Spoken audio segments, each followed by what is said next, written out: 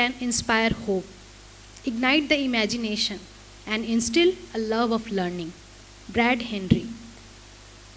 Now I would like to move to the first panel of discussion on Anganwadi workers as ECE educators. This session will focus on the role of Anganwadi workers in ensuring the development and learning of children from the 3 to 6 year age group. Discussions will be centered on envisioning the role of Anganwadi workers to create learning opportunities and ensure holistic development of the children. What can be done as a system to ensure that Anganwadi workers are well equipped to meet the expectations in the current context of NEP will be discussed. ಮೊದಲ panel ಚರ್ಚೆಯನ್ನು ಆರಂಭಿಸೋಣ. ಈ ಅಧಿವೇಶನವು 3 ರಿಂದ 6 ವರ್ಷ ವಯಸ್ಸಿನ ಮಕ್ಕಳ ಬೆಳವಣಿಗೆ ಮತ್ತು ಕಲಿಕೆಯನ್ನು ಖಾತ್ರಿಪಡಿಸುವಲ್ಲಿ ಅಂಗನವಾಡಿ ಕಾರ್ಯಕರ್ತೆಯರ ಪಾತ್ರದ ಮೇಲೆ ಗಮನ ಕೇಂದ್ರೀಕರಿಸುತ್ತದೆ.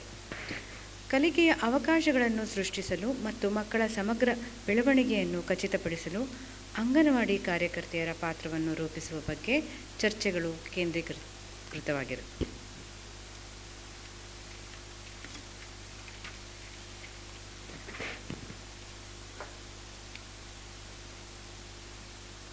ಅಂಗನವಾಡಿ ಕಾರ್ಯಕರ್ತೆಯರು ಕಲಿಕೆಯನ್ನು ಅನುಕೂಲಿಸಲು ಸಜ್ಜಾಗಿರುವುದನ್ನು ಖಚಿತಪಡಿಸಿಕೊಳ್ಳಲು ಒಂದು ವ್ಯವಸ್ಥೆಯಾಗಿ ಏನು ಮಾಡಬಹುದು ಎಂಬುದನ್ನು ಈ ಚರ್ಚೆ ಒಳಗೊಂಡಿರುತ್ತದೆ.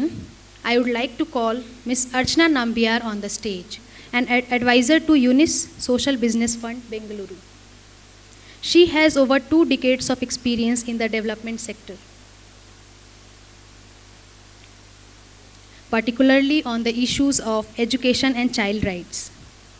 As a consultant with the not-for-profit organizations and funders, a major part of her work revolved around strategy development, execution, funding, monitoring, and evaluation. She has worked with organizations such as Pratham Books, Tata Trusts, Education Development Center, and Aga Khan Education Service, India. She also serves on the board of Sathi, graduate degree in social work from the University of Mumbai. Her areas of interest include early learning, children's literature, care and protection of vulnerable children, and youth entrepreneurship.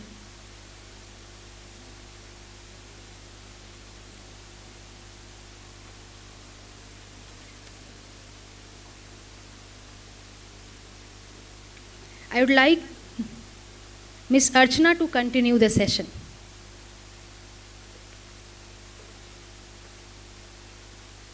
Good morning, everyone. It's a privilege to moderate this panel discussion on Anganwadi worker as the ECCE educator. In the interest of time, I'll keep the introductions really short. Yeah, and I would also like to invite all of you in the audience to this panel discussion. And just a few details on the format of the panel discussion itself. So we will have about 5 to 7 minutes for each panelist to make a presentation on the topic. And this will be followed by a collective discussion among the panelists on the issue or some other issues pertinent to the Anganwadi worker. And then we'll open it up for question and answers from the audience. Yeah, so that's the structure of the panel discussion. And I think we'll have to stick to the time allocated to each of us. Yeah, because we have already overshot the time. Yeah, so before I introduce all the panelists. I think we've already spoken about, the recognition that ECCE has been accorded under the National Education Policy. And, for the first time, I think ECCE has also gotten equal footing as elementary education or school education. I think we're all happy about that. And there's also, sufficient clarity and guidelines that have been brought about under, the NCF for foundational stage as well as the Karnataka curriculum framework, etc. But all of this also brings us to focus on, reimagining changes within the ECCE classroom. So how does one look at, the curriculum, the organization of the classroom, the role of the ECCE teacher in particular. A lot of questions have to be answered. And I think, the pivot of all of this lies with the teacher. And there's a lot of expectations on the ECE teacher, and in this case, our focus being the Anganwadi worker. There's a lot of expectations on the Anganwadi worker. So how do we understand this? How do we understand the role of the Anganwadi worker within this context? So I'm hoping that our panelists will shed a lot of light on unpacking this for us. Yeah, and with this, I would like to introduce the Good morning, all. Since this symposium is focusing on Anganwadi workers, I want to seek their attention and I want to involve them in the discussion. So I want them to be very comfortable in the language. So I would like to speak most of the time in Kannada. So Nalmeya Anganwadi ಕಾರ್ಯಕರ್ತೆಯರೇ, ನಾವು ಇವತ್ತು ಯಾಕೆಂದರೆ ನಾನು ಫಸ್ಟಿಗೆ ನೀವು ವಿಷಯ ಏನು ಅಂತ ತಿಳ್ಕೊಳ್ಳೋದು ತುಂಬ ಇಂಪಾರ್ಟೆಂಟ್ ಇದೆ. At the end of the day you are the implementing agency. So ಹಾಗಾಗಿ ನಾನು ಫಸ್ಟು ಇವತ್ತಿನ ಈ ಒಂದು ಪ್ರೋಗ್ರಾಮಿನ ಇಂಪಾರ್ಟೆಂಟ್ ಏನಿದೆ ಅನ್ನೋಂಥ ವಿಷಯಗಳ ಬಗ್ಗೆ ತಮಗೆ ಒಂದು ಸ್ಮಾಲ್ PPTಯಲ್ಲಿ ನಾನು ತೋರಿಸ್ತಾ ಇದ್ದೀನಿ. ಫಸ್ಟ್ ನಾನು ನಮ್ಮ ಕರ್ನಾಟಕ ಸ್ಟೇಟ್ದು ಸ್ಟೇಟಸನ್ನು ನಿಮಗೆ ಅಲ್ಲಿ ತೋರಿಸ್ತಾ ಇದ್ದೀನಿ. Districts and 240 talukas are there, and 29,390 villages are there, and 347 towns. Actual ನಮ್ಮ ಪಾಪ್ಯುಲೇಷನ್ ಇರೋದು 6.11 crores. ಅದರಲ್ಲಿ ಟೋಟಲ್ ಚೈಲ್ಡ್ ಪಾಪ್ಯುಲೇಷನ್ ಇರೋದು 72 lakhs, ಅರೌಂಡ್ 72 lakhs. ಅದರಲ್ಲಿ ಮೇಲ್ ಆ್ಯಂಡ್ ಫೀಮೇಲ್ ನಾವು ತೊಗೊಂಡ್ರೆ ಅರೌಂಡ್ 37 lakhs ಮೇಲ್ ಪಾಪ್ಯುಲೇಷನ್ ಇದೆ. Female children are 35 lakhs. And child sex ratio is 948 ಇದೆ. So ನಮ್ಮ ICDSನ ಬೆನಿಫಿಷಿಯರೀಸು ಯಾರು ಅಂತ ನಮಗೆ ನಮ್ಮ ಅಂಗನವಾಡಿ ಕಾರ್ಯಕರ್ತರಿಗೆ ತಮಗೆಲ್ಲ ಗೊತ್ತಿದ್ದ ಹಾಗೆ 6 to 36 months ಆಫ್ ಚಿಲ್ಡ್ರನ್ ಅಂದರೆ below 3 years 6 months to 3 years children are 20.36 lakhs ಇದ್ದಾರೆ. Children 3 to 6 years are 15.65 lakhs ಇದ್ದಾರೆ. Pregnant women 3.76, breastfeeding mothers 3.67. Total ನಮ್ಮದು 43.4 lakhs ಅಷ್ಟು ಬೆನಿಫಿಷರೀಸನ್ನು ನಾವು ಓವರಾಲ್ ನಮ್ಮ ICDSನ ಆಬ್ಜೆಕ್ಟಿವ್ಸ್ ಆ್ಯಂಡ್ ಸರ್ವಿಸಸ್ಗೋಸ್ಕರ ಅವ್ರನ್ನ ನಾವು ತೊಗೊಂಡಿದ್ದೀವಿ. So when we are talking about ECCE, along with other important things, these are also very important things. What I am telling you is staff position. Because staff vacancies ಜಾಸ್ತಿ ಇದ್ದರೆ how can you implement ECCE effectively? So ನಿಮಗೆ staffing ಅಲ್ಲಿ position ನಾನು ತೋರಿಸ್ತಾ ಇದ್ದೀನಿ. Deputy directors they are district heads ಇರ್ತಾರೆ. ಆ ಒಂದು ಕೇಡ್ರಲ್ಲಿ 2 ಪೊಸಿಷನ್ಸು ನಮ್ಮದು ವೇಕೆಂಟ್ ಇದೆ. There are 124 CDPO posts are vacant, 84 ACDPO posts are vacant, senior supervisors vacancy is 56, and 410 supervisors are vacant posts, and Anganwadi workers 1632 workers posts are vacant, and 3403 Anganwadi helper posts are vacant. Actually ಈ ಪೋಸ್ಟ್ನೆಲ್ಲನೂ ನಾವು ಇವಾಗ fill up ಮಾಡಲಿಕ್ಕೆ ಒಂದು ಕ್ರಮ ತೆಗೆದುಕೊಳ್ತಾ ಇದ್ದೀವಿ. ಯಾಕೆ ಇದು ತುಂಬ ಇಂಪಾರ್ಟೆಂಟ್ ಆಗುತ್ತೆ ಅಂತಂದರೆ ಎಲ್ಲ ಅಂಗನವಾಡಿ ಕೇಂದ್ರಗಳು ನಡೀಲೇಬೇಕು. ಸೊ ಆವಾಗ ಎಲ್ಲಿ ವೇಕೆನ್ಸಿ ಇರುತ್ತೆ ಎಕ್ಸಿಸ್ಟಿಂಗ್ ಅಂಗನವಾಡಿ ವರ್ಕರ್ಗೆ ಅದನ್ನು ಅಡಿಷ್ನಲ್ ಚಾರ್ಜ್ ಆಗಿ ನಾವು ಕೊಡ್ತೀವಿ. ಅದು ಅಡಿಷ್ನಲ್ ಚಾರ್ಜ್ ಇರುವಂತಹ anganwadi centre may be 5 to 6 kilometers, 3 kilometers, but 2 ಕಡೆಗೆ she cannot manage. So as it is ಅವಳಿಗೆ ECCEಗೆ ಟೈಮ್ ಒಂದು ಪ್ರೀಸ್ಕೂಲ್ ಆ್ಯಕ್ಟಿವಿಟಿ ನಡೆಸಲಿಕ್ಕೆ ಸಿಗ್ತಾ ಇರುವಂತಹ ಟೈಮು ಅಟ್ ಪ್ರೆಸೆಂಟ್ 2 hours ಅಂತ ನಾವು 4 hours ಮಾಡಬೇಕು, 2 hours ಮಾತ್ರ ಅವಳಿಗೆ ಸಿಗ್ತಾ ಇದೆ. ಅದರಲ್ಲೂ ಅವಳಿಗೆ ನಾವು ಅಡಿಷ್ನಲ್ ಚಾರ್ಜ್ ಅಂತ ಕೊಟ್ಟಾಗ ಅದು ಮಾಡೋದು ಅವಳಿಗೆ ತುಂಬಾ ಕಷ್ಟ ಆಗುತ್ತೆ. ಈಗ ನಾವು actually anganwadi workers and helpers ರಿಕ್ರೂಟ್ಮೆಂಟ್ದು ರೂಲ್ಸನ್ನು ನಾವು ಮಾಡಿಫೈ ಮಾಡಿದ್ದೀವಿ. ಸೊ ಹಾಗಾಗಿ ನಾವು ಆ್ಯಕ್ಚುಲಿ ಈಗ ನಿಮಗೆಲ್ಲ ಗೊತ್ತಿದ್ದ ಹಾಗೆ worker and helper recruitment is online. So ಈಗ ನಮ್ಮದು ರಿಕ್ರೂಟ್ಮೆಂಟ್ ರೂಲ್ಸ್ ಚೇಂಜ್ ಆಗಿರೋದ್ರಿಂದ ಅದಕ್ಕೆ ಸಾಫ್ಟ್ವೇರನ್ನು ನಾವು NIC ಅವ್ರಿಗೆ ಕೊಟ್ಟಿದ್ದೀವಿ. ಅವರು 3 months ಬೇಕು ಅಂತ ಹೇಳಿದ್ದಾರೆ. ಸೊ 3 months ಟೈಮ್ ವೇಸ್ಟ್ ಮಾಡಬಾರ್ದು ಅಂತ ನಾವು ಮ್ಯಾನ್ಯುಯಲ್ ಆಗಿ ಈ ಒಂದು ಪೋಸ್ಟ್ನ ಫಿಲಪ್ ಮಾಡಲಿಕ್ಕೆ ಈಗಾಗಲೇ ಎಲ್ಲ DDsಗೆ ನಾವು ಇನ್ಸ್ಟ್ರಕ್ಷನನ್ನು ಕೊಟ್ಟಿದ್ದೀವಿ. Very soon we are going to fill up this posts. Next,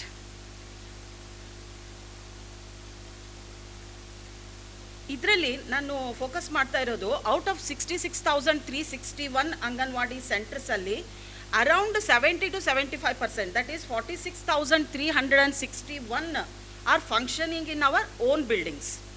so this time actually ನಾವು ತುಂಬಾ ಫೋಕಸ್ ಮಾಡಿದ್ದೀವಿ ಓನ್ ಬಿಲ್ಡಿಂಗ್ ಕನ್ಸ್ಟ್ರಕ್ಷನ್ ಮಾಡಲಿಕ್ಕೆ. ಸೊ ಕಳೆದ for the past 2 years we have constructed almost 3,000 anganwadi buildings.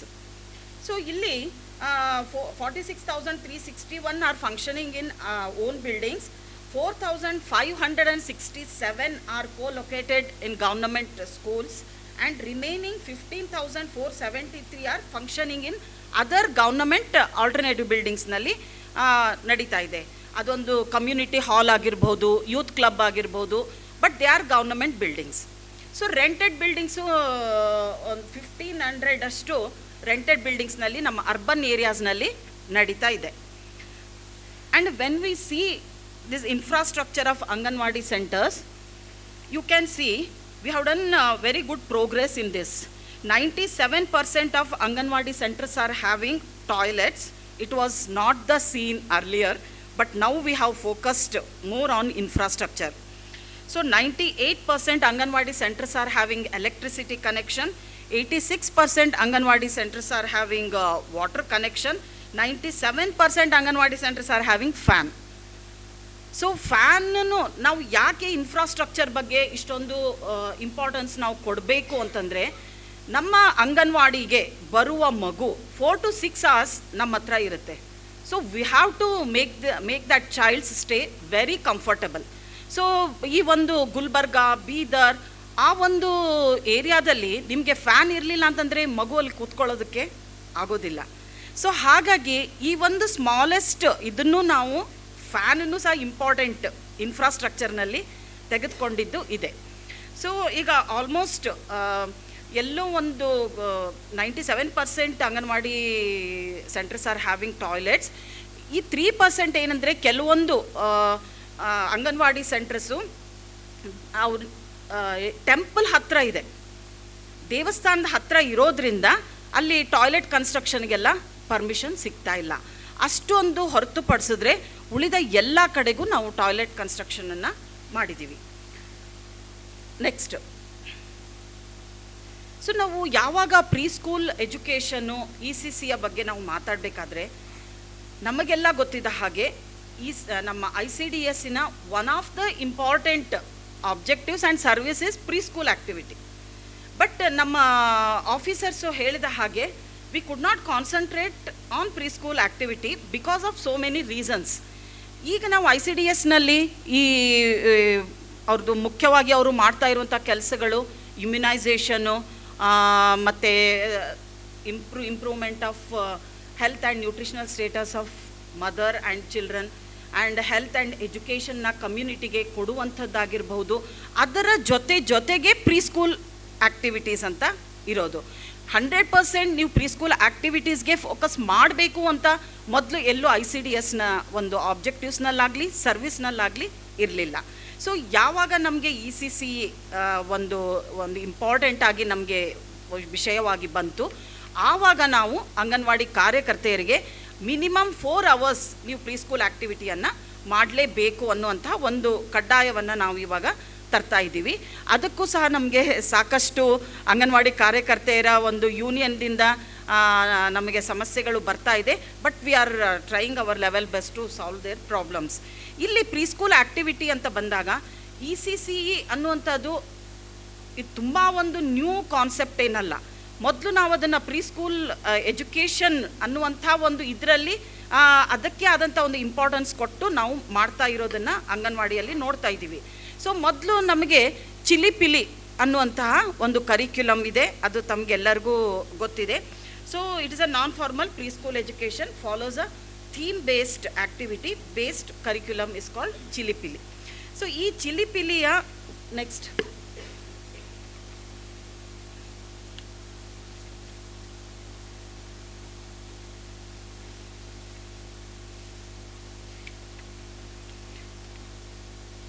ಚಿಲಿಪಿಲಿ ಈ ಒಂದು ಕರಿಕ್ಯುಲಮನ್ನು ನಾನು ವೆರಿ ಬ್ರೀಫಾಗಿ ನಿಮಗೆ ಎಕ್ಸ್ಪ್ಲೇನ್ ಮಾಡ್ತೀನಿ.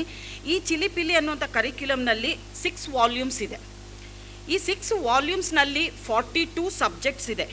ಈ 42 ಸಬ್ಜೆಕ್ಟ್ಸನ್ನು ನಾವು 5 ಡೊಮೇನ್ಸ್ನಿಂದ ಇಂಪ್ಲಿಮೆಂಟ್ ಮಾಡ್ತಾ ಇದ್ದೀವಿ. Through cognitive activity, play activity, creative activity, action songs and stories. So ಈ ಒಂದು ಚಿಲಿಪಿಲಿ ಆ್ಯಕ್ಟಿವಿಟಿ ಈ ವಾಲ್ಯೂಮ್ 6 ವಾಲ್ಯೂಮ್ಸ್ ಏನಿದೆ ಅದನ್ನು ನೀವು ನೋಡಿದಾಗ ನೆಕ್ಸ್ಟ್ ವಾಲ್ಯೂಮ್ 1ರಲ್ಲಿ there are 5 themes and 27 play activities, 18 creative activities, 23 action songs and 13 stories and 20 cognitive activities are there. Overall ಚಿಲಿಪಿಲಿಯಲ್ಲಿ 42 themes are there, 170 play activities are there, 154 creative activities are there, 136 action songs are there, 95 stories and 152 cognitive activities are there. So at present ನಮ್ಮ ಅಂಗನವಾಡಿ ಕಾರ್ಯಕರ್ತೆಯರು ಬಳಸ್ತಾ ಇರುವಂತಹ ಒಂದು curriculum ಅಂದರೆ ಈ ಚಿಲಿಪಿಲಿಯ curriculum. So ಯಾವಾಗ ನಮಗೆ NEP ಮತ್ತು ECCEಯ ಕಾನ್ಸೆಪ್ಟ್ ಬಂತು ಆವಾಗ series of discussions were held. So ಆ ಒಂದು based on the discussions we formed 6 subcommittees. So next ನೋಡಿ, next these are the 6 subcommittees. One is overall framework, curriculum and TLM assessment is a second committee, capacity building, community outreach, early childhood stimulation, supportive supervision and monitoring. These are the 6 subcommittees of ECCE. Just for your reference, overall framework ge Professor Vinita Kaul is the team leader. And curriculum training and learning material ge Mr. Nalin Atul, IAS officer. Capacity building ge Mr. Chitranjan Kaul, he is here. Namaste sir. Community outreach ge Mr. Sanjay Kaul. Socio emotional learning and early stimulation ge Dr. Shekhar Sheshadri. Supportive supervision and monitoring ge Director of Women and Child Development.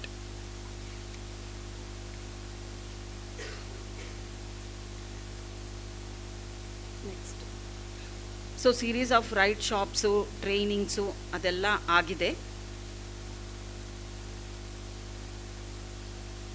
ಇಲ್ಲಿ ಒಂದು ನಾವು ಗಮನಿಸಬೇಕಾಗಿದ್ದೇನೆಂದರೆ KKRDB ರೀಜನಲ್ಲಿ, thanks to Chitkalamba and her team, ಅವರ ಒಂದು ಇನಿಷಿಯೇಟಿವ್ನಿಂದ ECCEಯ ಕುರಿತಂತೆ 7 districts of Kalyana ಕರ್ನಾಟಕದಲ್ಲಿ ಅವರು all CDPOs, supervisors and anganwadi workers, ಹೆಲ್ಪರ್ಸ್ಗೆ complete 1 round of capacity building ಟ್ರೈನಿಂಗನ್ನು ಅವರು ಕೊಟ್ಟಿದ್ದಾರೆ. ಈಗ ನಾವು ಕಲಿಕೆ ಅಂದರೆ ಟಾಟಾ ಟ್ರಸ್ಟಿನ ಕಲಿಕೆಯವರೊಂದಿಗೆ ನಾವೊಂದು MOU ಮಾಡ್ಕೊಳ್ತಾ ಇದ್ದೀವಿ. ಅದು ಇವತ್ತೋ ನಾಳೆ ನಮ್ಮದು ಅದು ಸೈನ್ ಆಗುತ್ತೆ. So they are extending across the state ನಾವು. ಚಿತ್ಕಲಂಬ you can tell no litre.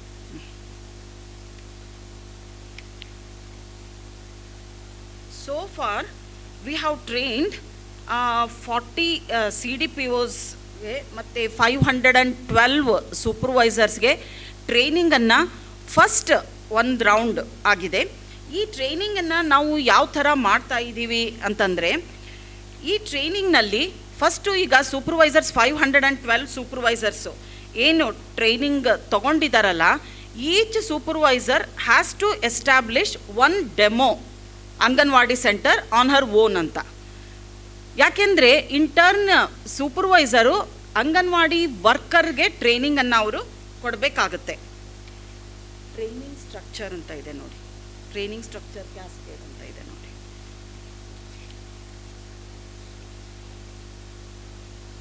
So first ಸೂಪರ್ವೈಸರ್ಗೆ ನಾವು 5 days ಟ್ರೈನಿಂಗನ್ನು ಒಂದು ಸೆಷನ್ನಲ್ಲಿ ಕೊಡ್ತಾ ಇದ್ದೀವಿ. ನೆಕ್ಸ್ಟ್ ಸೆಕೆಂಡ್ ಸೆಷನ್ನಲ್ಲಿ 3 days ಟ್ರೈನಿಂಗನ್ನು ಅವಳಿಗೆ ಕೊಡ್ತಾ ಇದ್ದೀವಿ. Total 8 days training will be given to the supervisors. So then intern supervisor has to establish her own model or demo Anganwadi center, and then she has to train her Anganwadi workers of her circle. ಈ ಒಂದು ಮಾಡೆಲಲ್ಲಿ ನಾವು ಹೋಗ್ತಾ ಇದ್ದೀವಿ. So ಹೀಗೆ ನಾವು ಒಂದು 3 yearsದು ನಾವು plan ಮಾಡ್ಕೊಂಡಿದ್ದೀವಿ. ನಮ್ಮ ಟ್ರೈನಿಂಗಿನ ಒಂದು ಇದಕ್ಕೆ ನಮ್ಮ ಒಂದು ಟೆಕ್ನಿಕಲ್ ಟೀಮ್ ಅಂತ ಇದೆ. ಟೆಕ್ನಿಕಲ್ ಟೀಮ್ದಿಂದ ನಾವು ಫಸ್ಟ್ಗೆ ಮಾಸ್ಟರ್ ಟ್ರೈನರ್ಸನ್ನು ಅರೌಂಡ್ 27 ಮಾಸ್ಟರ್ ಟ್ರೈನರ್ಸನ್ನು ಟ್ರೈನಿಂಗ್ ಕೊಟ್ಟಿದ್ದೀವಿ. 27ಅಲ್ಲಿ ವೇರಿಯಸ್ ಎಜುಕೇಷನ್ ಎಕ್ಸ್ಪರ್ಟ್ಸ್ ಇದ್ದಾರೆ, ಪ್ಲಸ್ NGO ರೆಪ್ರೆಸೆಂಟೇಟಿವ್ಸ್ ಇದ್ದಾರೆ, ರಿಟೈರ್ಡ್ ಗೌರ್ನಮೆಂಟ್ ಅಫಿಷಿಯಲ್ಸ್ ಇದ್ದಾರೆ, ಆ್ಯಂಡ್ ಪ್ರೆಸೆಂಟ್ KKRDB ಸೂಪರ್ವೈಸರ್ಸೂ ಸಹ ಮಾಸ್ಟರ್ ಟ್ರೈನರ್ಸ್ ಆಗಿದ್ದಾರೆ. So through this technical team master trainers training ಆಗಿದೆ. ನಂತರ ಥ್ರೂ ಮಾಸ್ಟರ್ಸ್ ಟ್ರೈನಿಂಗ್ ಸೂಪರ್ವೈಸರ್ಸ್ಗೆ ಟ್ರೈನಿಂಗನ್ನು ಕೊಟ್ಟಿದ್ದೀವಿ. Supervisor in turn anganwadi worker to anganwadi helper.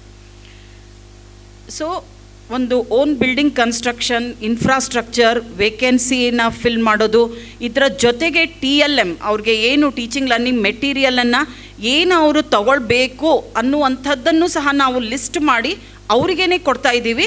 ಅವಳು ಲೋಕಲಿ ಆಗಿ ಅವೈಲೇಬಲ್ ಇರುವಂತಹ ಕೆಲವೊಂದು ಪ್ಲೇ ಇಕ್ವಿಪ್ಮೆಂಟ್ಸ್ನೊಟ್ಟಿಗೆ ನಾವು ಕಡ್ಡಾಯವಾಗಿ ಕಂಪಲ್ಸರಿಯಾಗಿ ಈ ಪ್ಲೇ ಇಕ್ವಿಪ್ಮೆಂಟ್ಸ್ ಇರಲೇಬೇಕು, ಪ್ಲೇ ಮೆಟೀರಿಯಲ್ಸ್ ಬೇಕು ಅನ್ನೋಂಥ ಲಿಸ್ಟನ್ನು ಇಟ್ಕೊಂಡು ಅವಳು ಇವಾಗ ECCEನ ಸ್ಟಾರ್ಟ್ ಮಾಡ್ತಾ ಇದ್ದಾರೆ.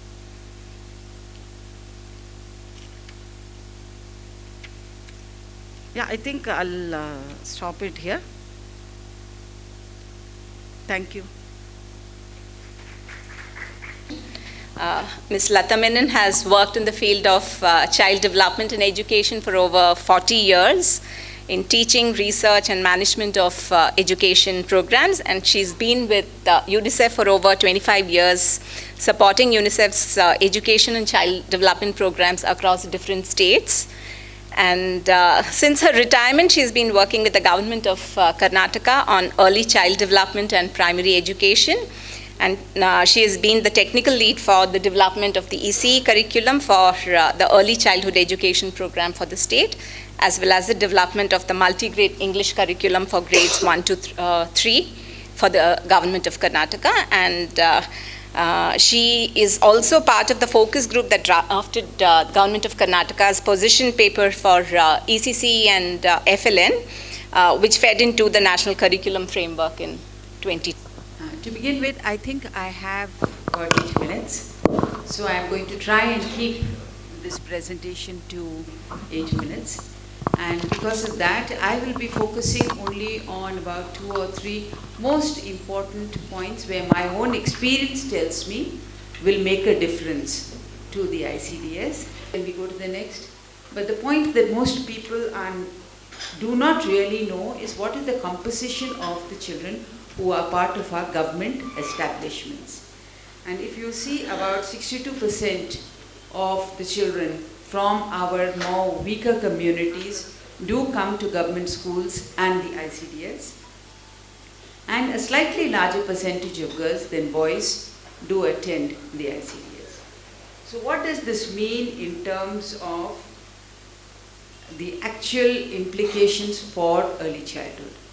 I have 3 implications that I'd like to talk about. The first is that Karnataka is very lucky. We are in a very happy position. We don't have to worry about enrollment and retention. We can now really focus on quality. That's a very important point. The second is that if you see the composition of the children who now attend our government programs, the bulk of them do come from poorer homes, do come from weaker sections of society. And knowing what we know about the importance of early childhood education in improving in the last 2 decades, we have a lot of information on what ECE contributes to adult productivity levels, to national wealth, etc. So what I think we need to advocate for as an entire group is that we need to look at early childhood education that is beyond just an education program or a child development program. We really need to look upon it as a national development program, because it's about as important as what we would see as implementation of infrastructure, implementation of employment programs, etc. I'm really going to be talking only about 3 interventions here. The first is the importance of a structured curriculum. The second is on policies and budgets for early childhood. And the third is on shared responsibility and accountability. I think our keynote speakers, both Dr. Kaveri as well as Dr. Reju, did speak about all these 3. I'm just going to elaborate a little bit more on it. So the first is the importance of a structured curriculum.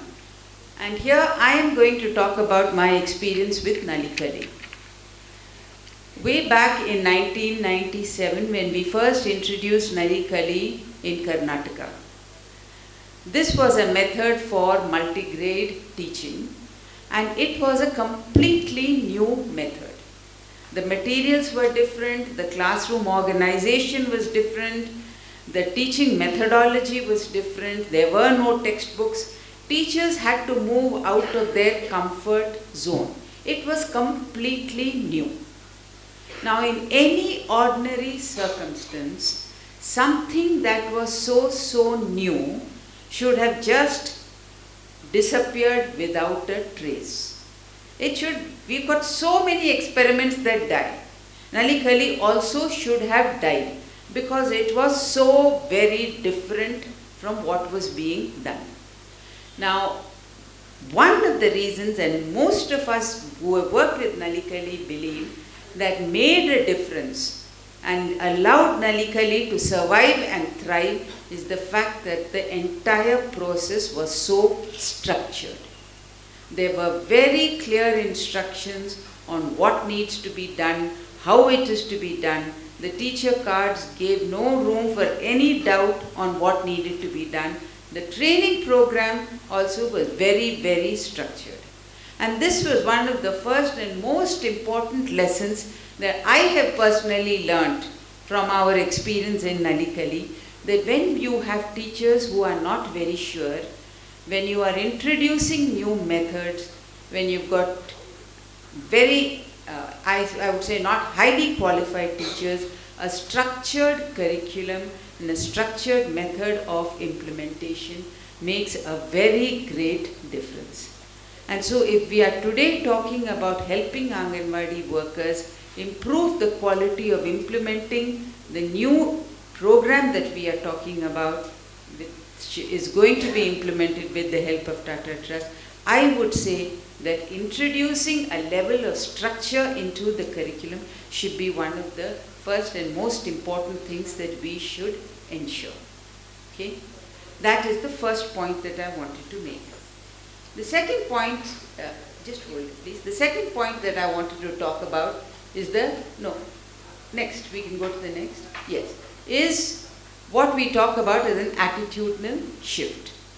Now, when we were developing the position paper, the group that was developing the position paper had a lot of discussions with Anganwadi workers, with teachers, with parents, and with teachers from low-cost, affordable private schools to find out what was their impression of ICDS, what was the impression of ECE, and what needs to be done. So now what we found were 2 things that came across the board. Everybody said this, and these are the 2 important attitudinal changes that I think that as a group, even the later groups that are coming, we really need to be able to sort out.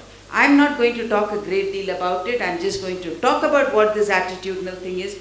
But then that is for us when we work with communities, when we work with parents, etc., to really work on these aspects. Now the first attitude, can we have the first point please? Yeah.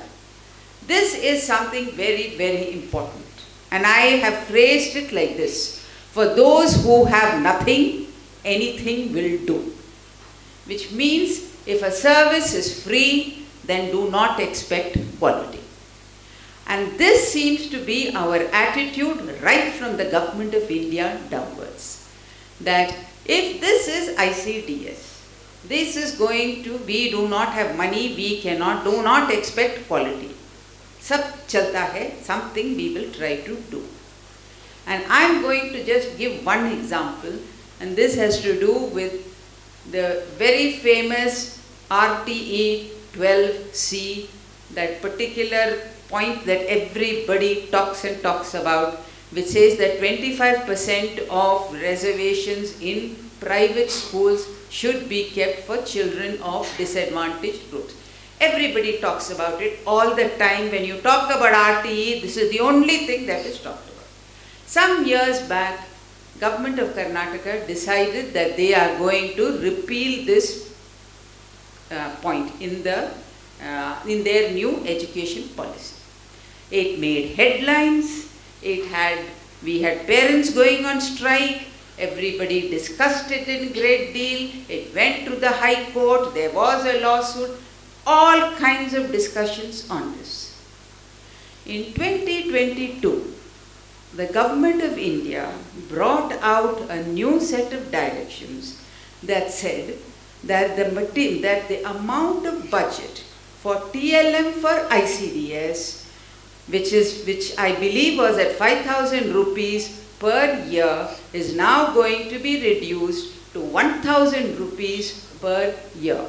Perhaps 3,000 rupees for the first 4 years altogether. So altogether, instead of 35,000 rupees, ICDS will get 7,000 rupees. Not a chew. Not a sound. Nobody. And as somebody from Delhi told me, you know what is most surprising? No state government has objected. And this is what I mean when I say that for those who have nothing, anything will do. You can, if you are talking about changing the reservations for a slightly more powerful part of the of the disadvantaged, you have lawsuits, you have newspaper headlines, you have fights. You bring a budget of from 35,000 to 7,000 rupees, nothing.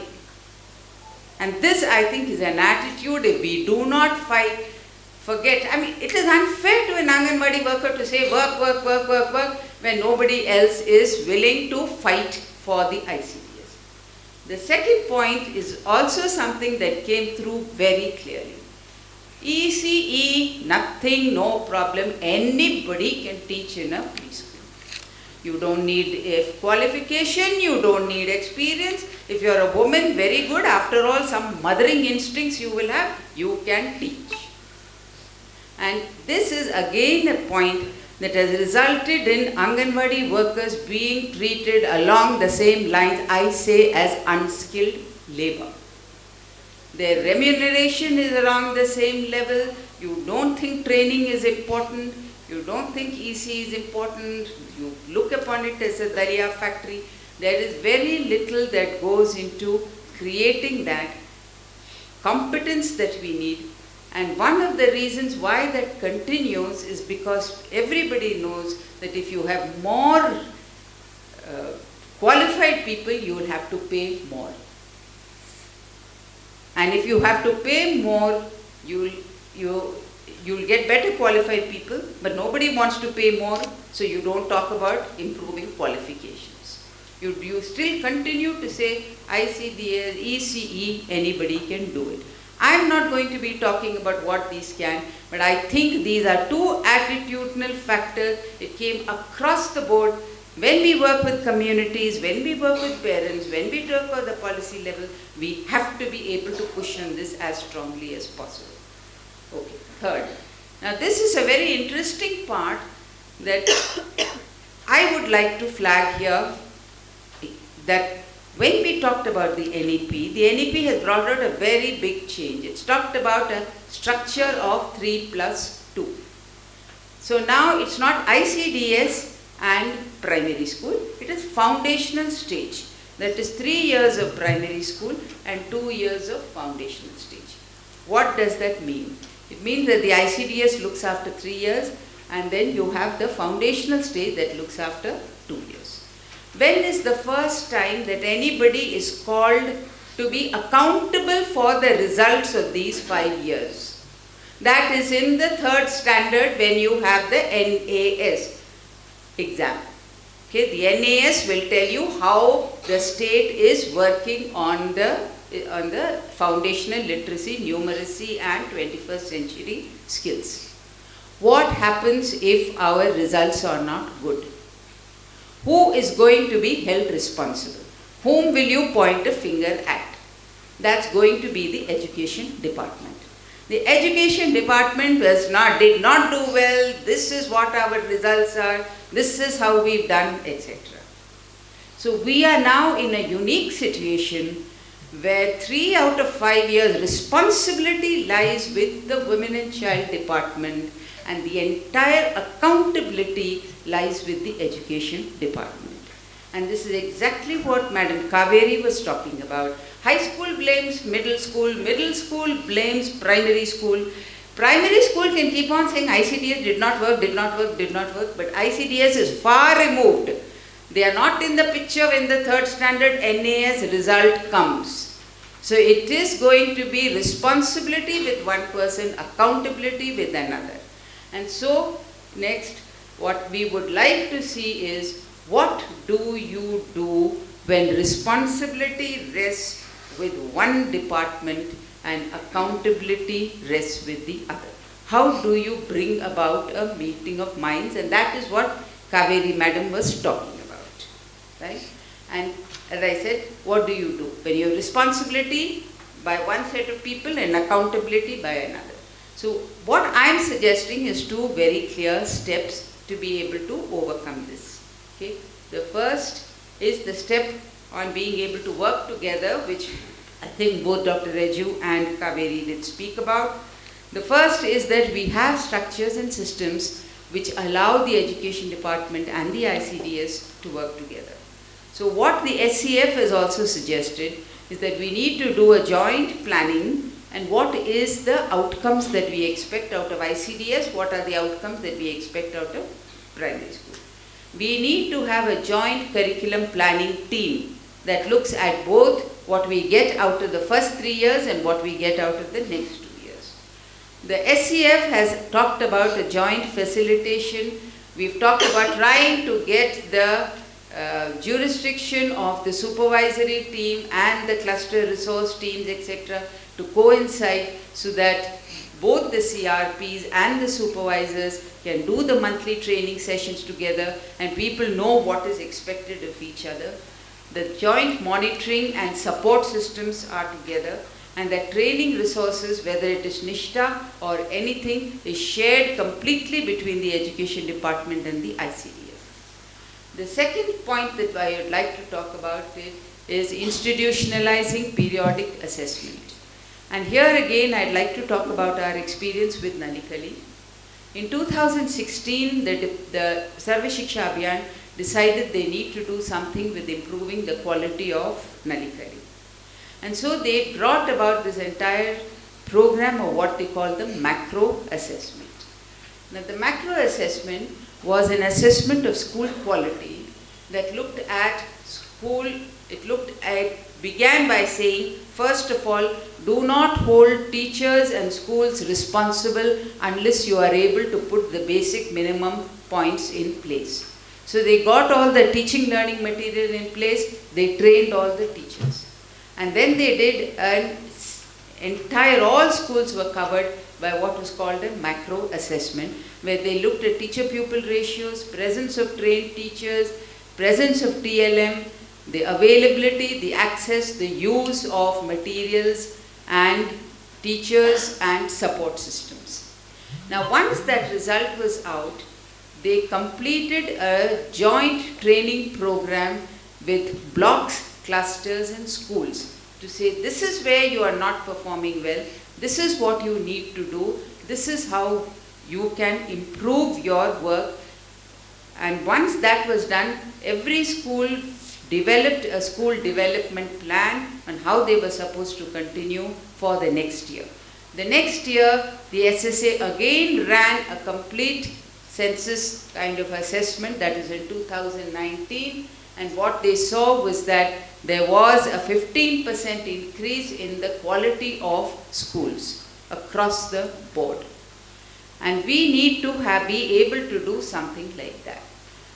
We are not looking at learning outcomes at this point, but as we go along, it would be important also for us to look at school readiness outcomes in the ICDS, which we can do when children come to grade 1.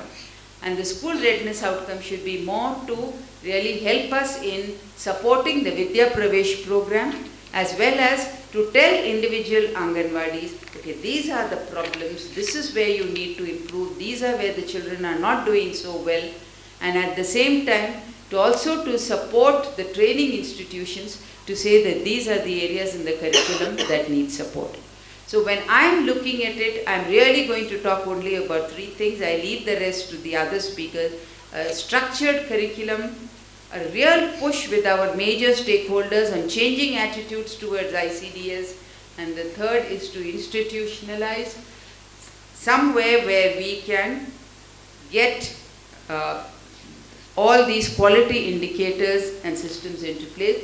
I've put this slide. I'm not going to talk about it because I think Dr. Reju has already talked a great deal about it in terms of ensuring that we are able to professionalize the ICDS program.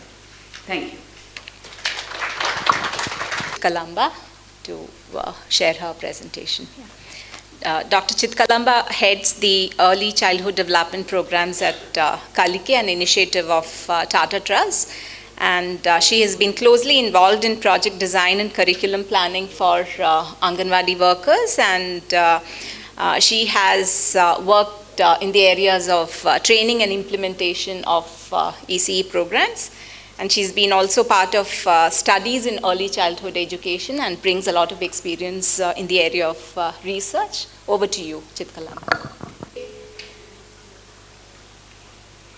We are what we think. Now we are but now we say we are what we experience.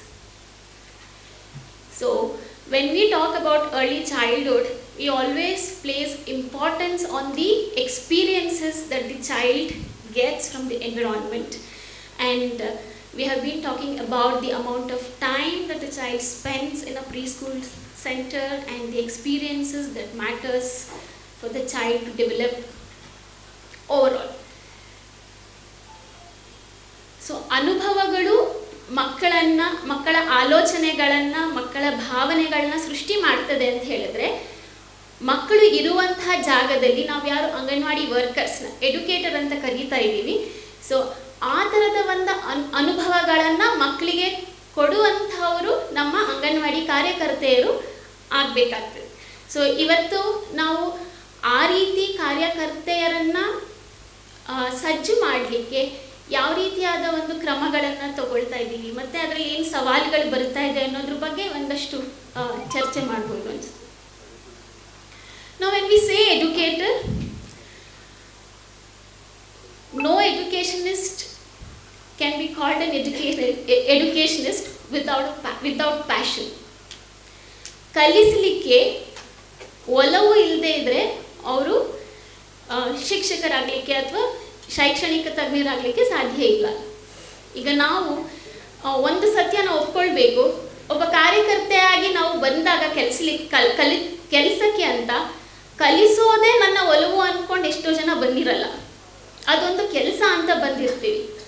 ಆದರೆ ಮಕ್ಕಳಿಗೆ ಈ ರೀತಿಯಾದ ಒಂದು ಅನುಭವನ ಕಲಿಕೆಯನ್ನು ಕೊಡಬೇಕಾದ್ರೆ ಮೊದಲು ನಾವು ಅವರಿಗೆ ಮಕ್ಕಳು ಮತ್ತು ಮಕ್ಕಳಿಗೆ ಕಲಿಸುವುದರ ಬಗ್ಗೆ ಒಲವನ್ನು ಜಾಗೃತಿ ಮಾಡಬೇಕಾಗತ್ತೆ ಅವರಿಗೆ. ಅದು one of the biggest challenge ನಮಗೆ ಕೆಪಾಸಿಟಿ ಬಿಲ್ಡಿಂಗ್ನಲ್ಲಿ ಇರುವಂಥದ್ದು. ಮತ್ತು ಇಲ್ಲಿ ಒಂದು ಬುಕ್ ಕೊಟ್ಬಿಟ್ಟು ಕೆಲವು ಚಟುವಟಿಕೆಗಳನ್ನು ಮಾಡಿ ಅವ್ರಿಗೆ ಇದನ್ನು ಮಾಡಿ ಅಂತ ಹೇಳ್ಕೊಟ್ಟದಕ್ಕೆ ಸೀಮಿತ ಮಾಡಲಿಕ್ಕಾಗೋದಿಲ್ಲ. ಬಿಕಾಸ್ ಅಂಗನವಾಡಿ ವರ್ಕರ್ ಪ್ರೊಫೈಲ್ ಅಂತ ನೋಡಿದಾಗ, profile not just Har age, Har education, we all know that, but ಅವ್ರು ಯಾವ ಥರ ಒಂದು ಪರಿಸರದಿಂದ ಬರ್ತಾ ಇದ್ದಾರೆ, ಅವರ ಒಂದು ವೈಯಕ್ತಿಕ ಜೀವನದಲ್ಲಿ ಏನೆಲ್ಲ ಆಗ್ತಾ ಇದೆ ಅನ್ನುವಂಥದ್ದು ಬಹಳ ಮುಖ್ಯ ಆಗತ್ತೆ. ಸೊ ಹಾಗಿದ್ರೆ ಒಬ್ಬ ಎಜುಕೇಟರ್ ಆಗಿ ಕೇವಲ ಕಾರ್ಯಕರ್ತೆಯರಿಗೆ ನಾವು ತರಬೇತಿಗಳನ್ನು ಕೊಟ್ಟು ಸೀಮಿತಗೊಳಿಸಿದ್ರೆ ಸಾಕ? ನಾವು ಕಾರ್ಯಕರ್ತೆ ಟ್ರೈನಿಂಗ್ ತಗೊಳ್ತಾರೆ, ಹೋಗ್ತಾರೆ, ಅದಾದಮೇಲೆ ಅಲ್ಲಿ ಯಾರನ್ನ ಕೇಳಬೇಕು? ಅವರಿಗೆ ಏನಾದರೂ ಸಂಶಯಗಳಿದ್ದರೆ, ಕ್ಲಾರಿಫಿಕೇಶನ್ಸ್ ಬೇಕಾದರೆ ಯಾರನ್ನ ಕೇಳಬೇಕು? And if an educator has to spend, ನಾವು ಒಂದು ICDSನ ರೆಕಮೆಂಡೇಶನ್ ಆದರೂ ಆಗಲಿ ಅಥವಾ ಪಾಲಿಸೀಸ್ದಾದರೂ ನೋಡಲಿ, 4 ಗಂಟೆಗಳ ಕಾಲ ಮಕ್ಕಳ ಜೊತೆ ಕಲಿಕೆಯಲ್ಲಿ ನಿರತರಾಗಿರಬೇಕು. ಆದರೆ ದಿನದಲ್ಲಿ 4 ಗಂಟೆ ಅದು ಸಾಕಾಗಲ್ಲ. 4 ಗಂಟೆ ಜೊತೆಗೆ she also needs to plan what to do for next day, what to do over the next 1 week. So she has to spend some more time again for planning, and she also needs to know how to deal with all the different children coming into her center, and also manage her other activities apart from preschool education. So now her capacity building is not just early childhood education, but also include managerial skills, her managing her own emotions, psychological dealings of personal life and all that. Now ಮತ್ತೆ ಇದು school ಅಲ್ಲ, ನಮಗೆ ಸ್ಕೂಲ್ನಲ್ಲಿ teachers ಆದರೆ ಅವರು ಅದಕ್ಕೋಸ್ಕರನೇ qualified ಆಗಿ ಬಂದಿರ್ತಾರೆ. There is some amount of mental readiness that what is required for me to do as a teacher, but with Anganwadi worker that is not the case. Now, so ಒಂದು ಇಕೋಸಿಸ್ಟಮ್ನ develop ಮಾಡೋದು important ಆಗುತ್ತೆ ನಮಗೆ ಅಲ್ಲಿ. So anganwadi ಕಾರ್ಯಕರ್ತೆಯರ ಜೊತೆಗೆ ಅವಳ ಸುತ್ತ ಪರಿಸರದಲ್ಲಿ ಅವಳ ಸಿಸ್ಟಮ್ ಯಾರಿದ್ದಾರೆ ಅಂದರೆ ಅವರ ಸೂಪರ್ವೈಸರ್ಸ್ ಮತ್ತು ಅವಳ everyday day to day reporting ಮಾಡುವಂತಹ CDPO ಆಫೀಸರ್ಸ್, ಅವರನ್ನು ಕೂಡ ನಾವು ಈ ಒಂದು ಇಕೋಸಿಸ್ಟಮ್ನಲ್ಲಿ ನೋಡಬೇಕಾಗತ್ತೆ, ಎಸ್ಪೆಷಲಿ ಇನ್ ICDS ಅಂತ ಹೇಳುವಾಗ. ಸೊ ಈ ಥರದ್ದು ಒಂದು ಸಣ್ಣ ಪ್ರಯತ್ನ ಏನಾಗ್ತಾ ಇದೆ ಕರ್ನಾಟಕದಲ್ಲಿ ಅಂತ. ಬಹಳಷ್ಟು ಸಂಸ್ಥೆಗಳು ನಮ್ಮ ದೇಶದಲ್ಲಿ ಮತ್ತು ನಮ್ಮ ಈವನ್ ಕರ್ನಾಟಕದಲ್ಲಿ ಕೂಡ ಎಲ್ಲ ಸಂಸ್ಥೆಗಳು ಕಾರ್ಯಕರ್ತೆಯರನ್ನು ಸಮರ್ಥರಾಗಿ ಮಾಡಲಿಕ್ಕೆ ಒಂದು ನೆರವನ್ನು ಕೊಡ್ತಾ ಇದ್ದಾರೆ. ಸೊ ಈ ಥರದ ಒಂದು ಎಕೋಸಿಸ್ಟಮ್ ಡೆವಲಪ್ ಮಾಡಲಿಕ್ಕೆ ಕಲ್ಯಾಣ ಕರ್ನಾಟಕ ವಿಭಾಗದ 7 ಜಿಲ್ಲೆಗಳಲ್ಲಿ ನಾವು CDPOs ಮತ್ತು ಸೂಪರ್ವೈಸರ್ಸ್ಗೆ ತರಬೇತಿಗಳನ್ನು ಕೊಟ್ಟಿದ್ವಿ.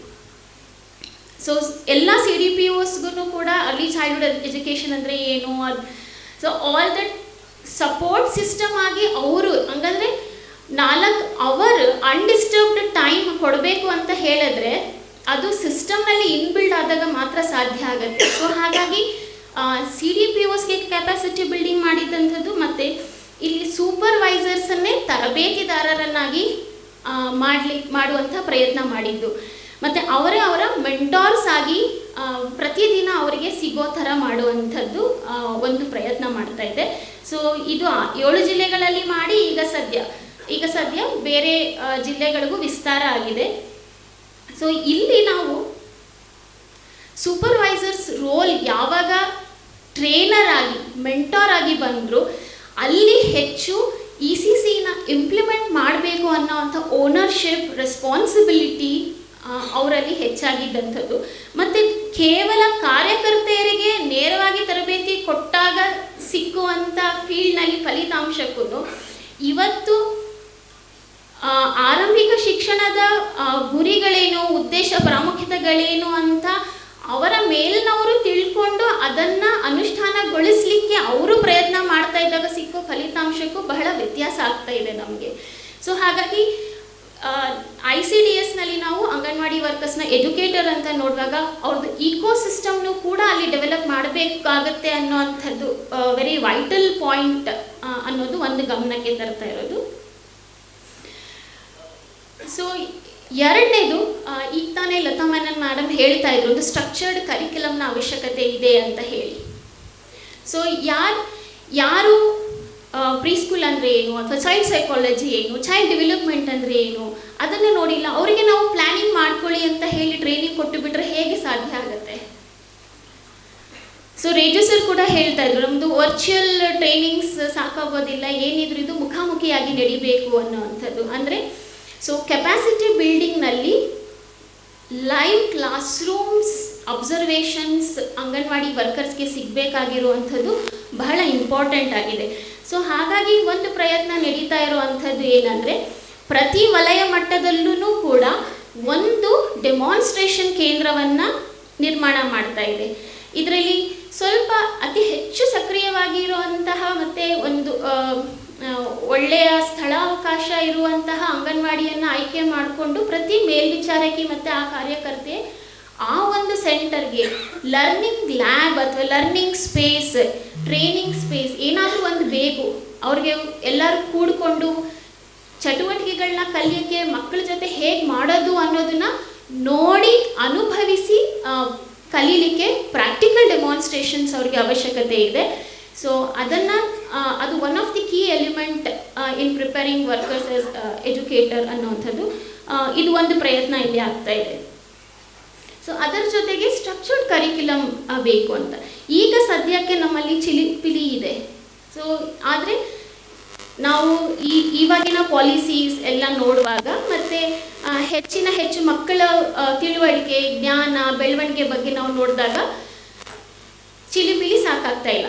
ಸೊ ಹಾಗಾಗಿ ಚಿಲಿಪಿಲಿಯನ್ನು ಇನ್ನೂ ಹೇಗೆ ಉತ್ತಮಗೊಳಿಸಬಹುದು ಅದಕ್ಕಾಗಿ ನಾವು ಆರಂಭಿಕ ಸಾಕ್ಷರತೆ ಇರ್ಬೋದು ಅಥವಾ ಪೂರ್ವಗಣಿತ ತಯಾರಿ ಇರಬಹುದು, ಇನ್ನು ಇತರ ಅನೇಕ ವಿಷಯಗಳು ಮತ್ತು ಮೌಖಿಕ ಭಾಷೆ ಇರ್ಬೋದು, ಇದು ಎಲ್ಲದನ್ನು ಅಳವಡಿಸಿಕೊಂಡು ಚಿಲಿಪಿಲಿಯನ್ನು ಇನ್ನೂ ಗಟ್ಟಿಗೊಳಿಸಿ ಒಂದು ಕರಿಕ್ಯುಲಮ್ನ ಮಾಡಿಕೊಂಡು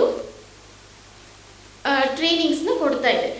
ಸೊ ಆದರೆ ಅಗೇನ್ ಟ್ರೈನಿಂಗ್ಸ್ ಅಂಗನವಾಡಿ ವರ್ಕರ್ಸ್ಗಂತ ಹೇಳುವಾಗ ನಾವು 1, 2, 3 ದಿನಗಳಲ್ಲಿ ಟ್ರೈನಿಂಗ್ಸ್ ಕೊಟ್ಟು ಬಿಟ್ವಿ, ಒಂದು ವಾರದ ಟ್ರೈನಿಂಗ್ ಕೊಟ್ಬಿಟ್ಟು ಅವ್ರನ್ನ ನಾವು ಎಕ್ಸ್ಪೆಕ್ಟ್ ಮಾಡ್ತೀವಿ ದಿನ ಅವ್ರು ಹೋಗಿ ಪ್ರೀ ಸ್ಕೂಲ್ ಮಾಡ್ತಾರೆ ಅಂದರೆ ಅದು ಸಾಧ್ಯ ಇಲ್ಲ. So continuous motivation, continuous support system, continuous guidance, mentorship ಅವ್ರಿಗೆ ಬೇಕಾಗಿದೆ. ಸೊ ಹಾಗಾಗಿಯೇ ಅವರ ಮೇಲಿನವ್ರಿಗೆ ತರಬೇತಿಗಳನ್ನ ಕೂಡ ಮಾಡ್ತಾ ಇರೋದು. ಮತ್ತು ಅವರಿಗೆ ಯಾವ ರೀತಿ ಟ್ರೈನಿಂಗ್ನ ಕೊಡಬೇಕು ಅನ್ನೋವಂಥದ್ದು ಒಂದು ವೆರಿ ಸ್ಟ್ರಕ್ಚರ್ಡ್ ಡೀಟೇಲ್ಡ್ ಟ್ರೈನಿಂಗ್ ಮ್ಯಾನ್ಯಲ್ಸ್ನ ಡೆವಲಪ್ ಮಾಡಿ, ಮತ್ತು ಟ್ರೈನಿಂಗ್ ಕೊಟ್ಟರೂ ಮುಗಿಯೋದಿಲ್ಲಲ್ಲ, after that they have to so continuous monitoring and mentoring support ಸಿಸ್ಟಮಲ್ಲಿ ರನ್ ಆಗಬೇಕು from the side of CDPO, from the side of supervisors. So ಅದಕ್ಕೆ ಕೂಡ ಸ್ಟ್ರಕ್ಚರ್ಸ್ನ ಡೆವಲಪ್ ಮಾಡಲಾಗಿದೆ ಇವಾಗ. ಇದರೊಟ್ಟಿಗೆ ಈ ಸ್ಟ್ರಕ್ಚರ್ಡ್ ಕರಿಕ್ಯುಲಮ್ನ ಹೇಗೆ ಇಂಪ್ಲಿಮೆಂಟ್ ಮಾಡಬೇಕು ಅನ್ನೋ ಅಂಥದ್ದನ್ನು ಕೂಡ ಸಣ್ಣ ಪ್ರಮಾಣದಲ್ಲಿ ಅಂಗನವಾಡಿ ಕಾರ್ಯಕರ್ತೆಯರನ್ನ ಇದಕ್ಕೆ ತಯಾರು ಮಾಡ್ತಾ ಇದೆ. ಯಾವುದೇ ವಿಷಯವನ್ನು ಆಳವಾಗಿ ಅವರು ತಿಳ್ಕೊಳ್ಬೇಕಂತ ಹೇಳಿದ್ರೆ ಅಥವಾ ಅದನ್ನು ಅನುಷ್ಠಾನಗೊಳಿಸಬೇಕು ನಾವು ನಿರೀಕ್ಷೆ ಮಾಡ್ತಿರೋ ರೀತಿಯಲ್ಲಿ ಮಕ್ಕಳಿಗೆ ಈಗ ಶಾಲಾ ಸನ್ನದ್ಧತೆ ಅಂದರೆ ಸ್ಕೂಲ್ ರೆಡಿನೆಸ್ ಬೇಕಂತ ಹೇಳ್ತೀವಿ. ಸೊ ಆ ಮಟ್ಟಿಗೆ ನಾವು ತಯಾರು ಮಾಡಬೇಕು ಅಂತ ಇದ್ದರೆ ಇದು ಕೆಲವು ತಿಂಗಳಲ್ಲಿ ಆಗೋ ಕೆಲಸ ಅಲ್ಲ. So we need to have patience. It may take around 5 years for an Anganwadi worker to implement a quality program where she is ready to prepare her children not just for school, for the life. So ಇದು ಒಂದು ಅಂಗನವಾಡಿ ಕಾರ್ಯಕರ್ತೆಯರಿಗೆ educator ಆಗಿ ರೂಪಿಸಲಿಕ್ಕೆ ಬೇಕಾಗಿರುವಂಥ ನಾವು ಗಮನದಲ್ಲಿ ಇಟ್ಕೊಳ್ಬೇಕಂತ ಮುಖ್ಯ ಅಂಶಗಳು ಅಂತ ನಾನು ಹೇಳ್ತೀನಿ. ಸೊ ಈಗಾಗಲೇ ಕರ್ನಾಟಕದಲ್ಲಿ 500ಕ್ಕೂ ಹೆಚ್ಚು ಸೂಪರ್ವೈಸರ್ಸ್ಗೆ ಈ ಥರದ ಸಣ್ಣ ತರಬೇತಿಗಳನ್ನು 3 ವರ್ಷಗಳಿಂದ ಕೊಡಲಾಗ್ತಾ ಇದೆ. ಸೊ ಸೂಪರ್ವೈಸರ್ಸ್ ಹೋಗಿ ನಂತರ ಅವರ ಕಾರ್ಯಕರ್ತೆ ಮತ್ತು ಅಂಗನವಾಡಿ ಹೆಲ್ಪರ್ಸಿಗೆ ಅವರು ತರಬೇತಿನ ಕೊಡ್ತಾರೆ. ಸೊ ಪ್ರತಿ ಟ್ರೈನಿಂಗ್ 3 to 4 ದಿನ ಇರುತ್ತೆ.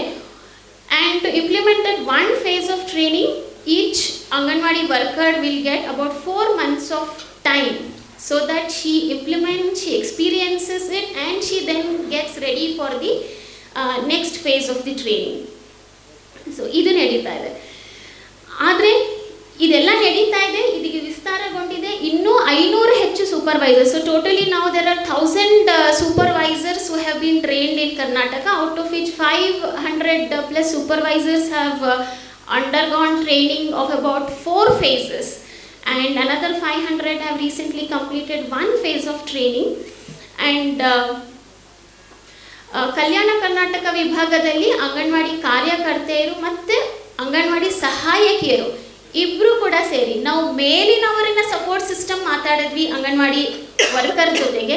ಅವಳ ಜೊತೆಗೆ ದಿನನಿತ್ಯ for anganwadi worker to implement preschool for 4 hours with 20 to 30 children in a day, she needs an additional support. So for that, anganwadi helpers is being trained. Again ಅವ್ರಿಗೂ ಕೂಡ ಸಣ್ಣ ಸಣ್ಣ ಮಾಡ್ಯೂಲ್ಸ್ನಲ್ಲಿ ಸೂಪರ್ವೈಸರ್ಸಿಂದ ಟ್ರೈನಿಂಗ್ಸ್ ಕೊಡ್ತಾ ಇದೆ.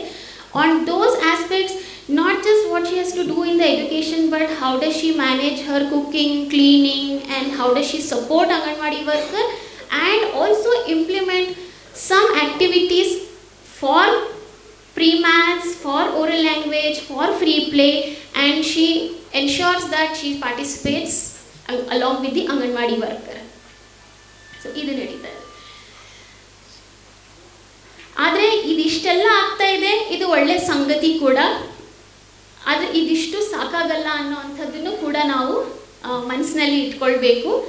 ನಾವು it is very important that all the functionaries in the system are also being trained, but again what holds in the future.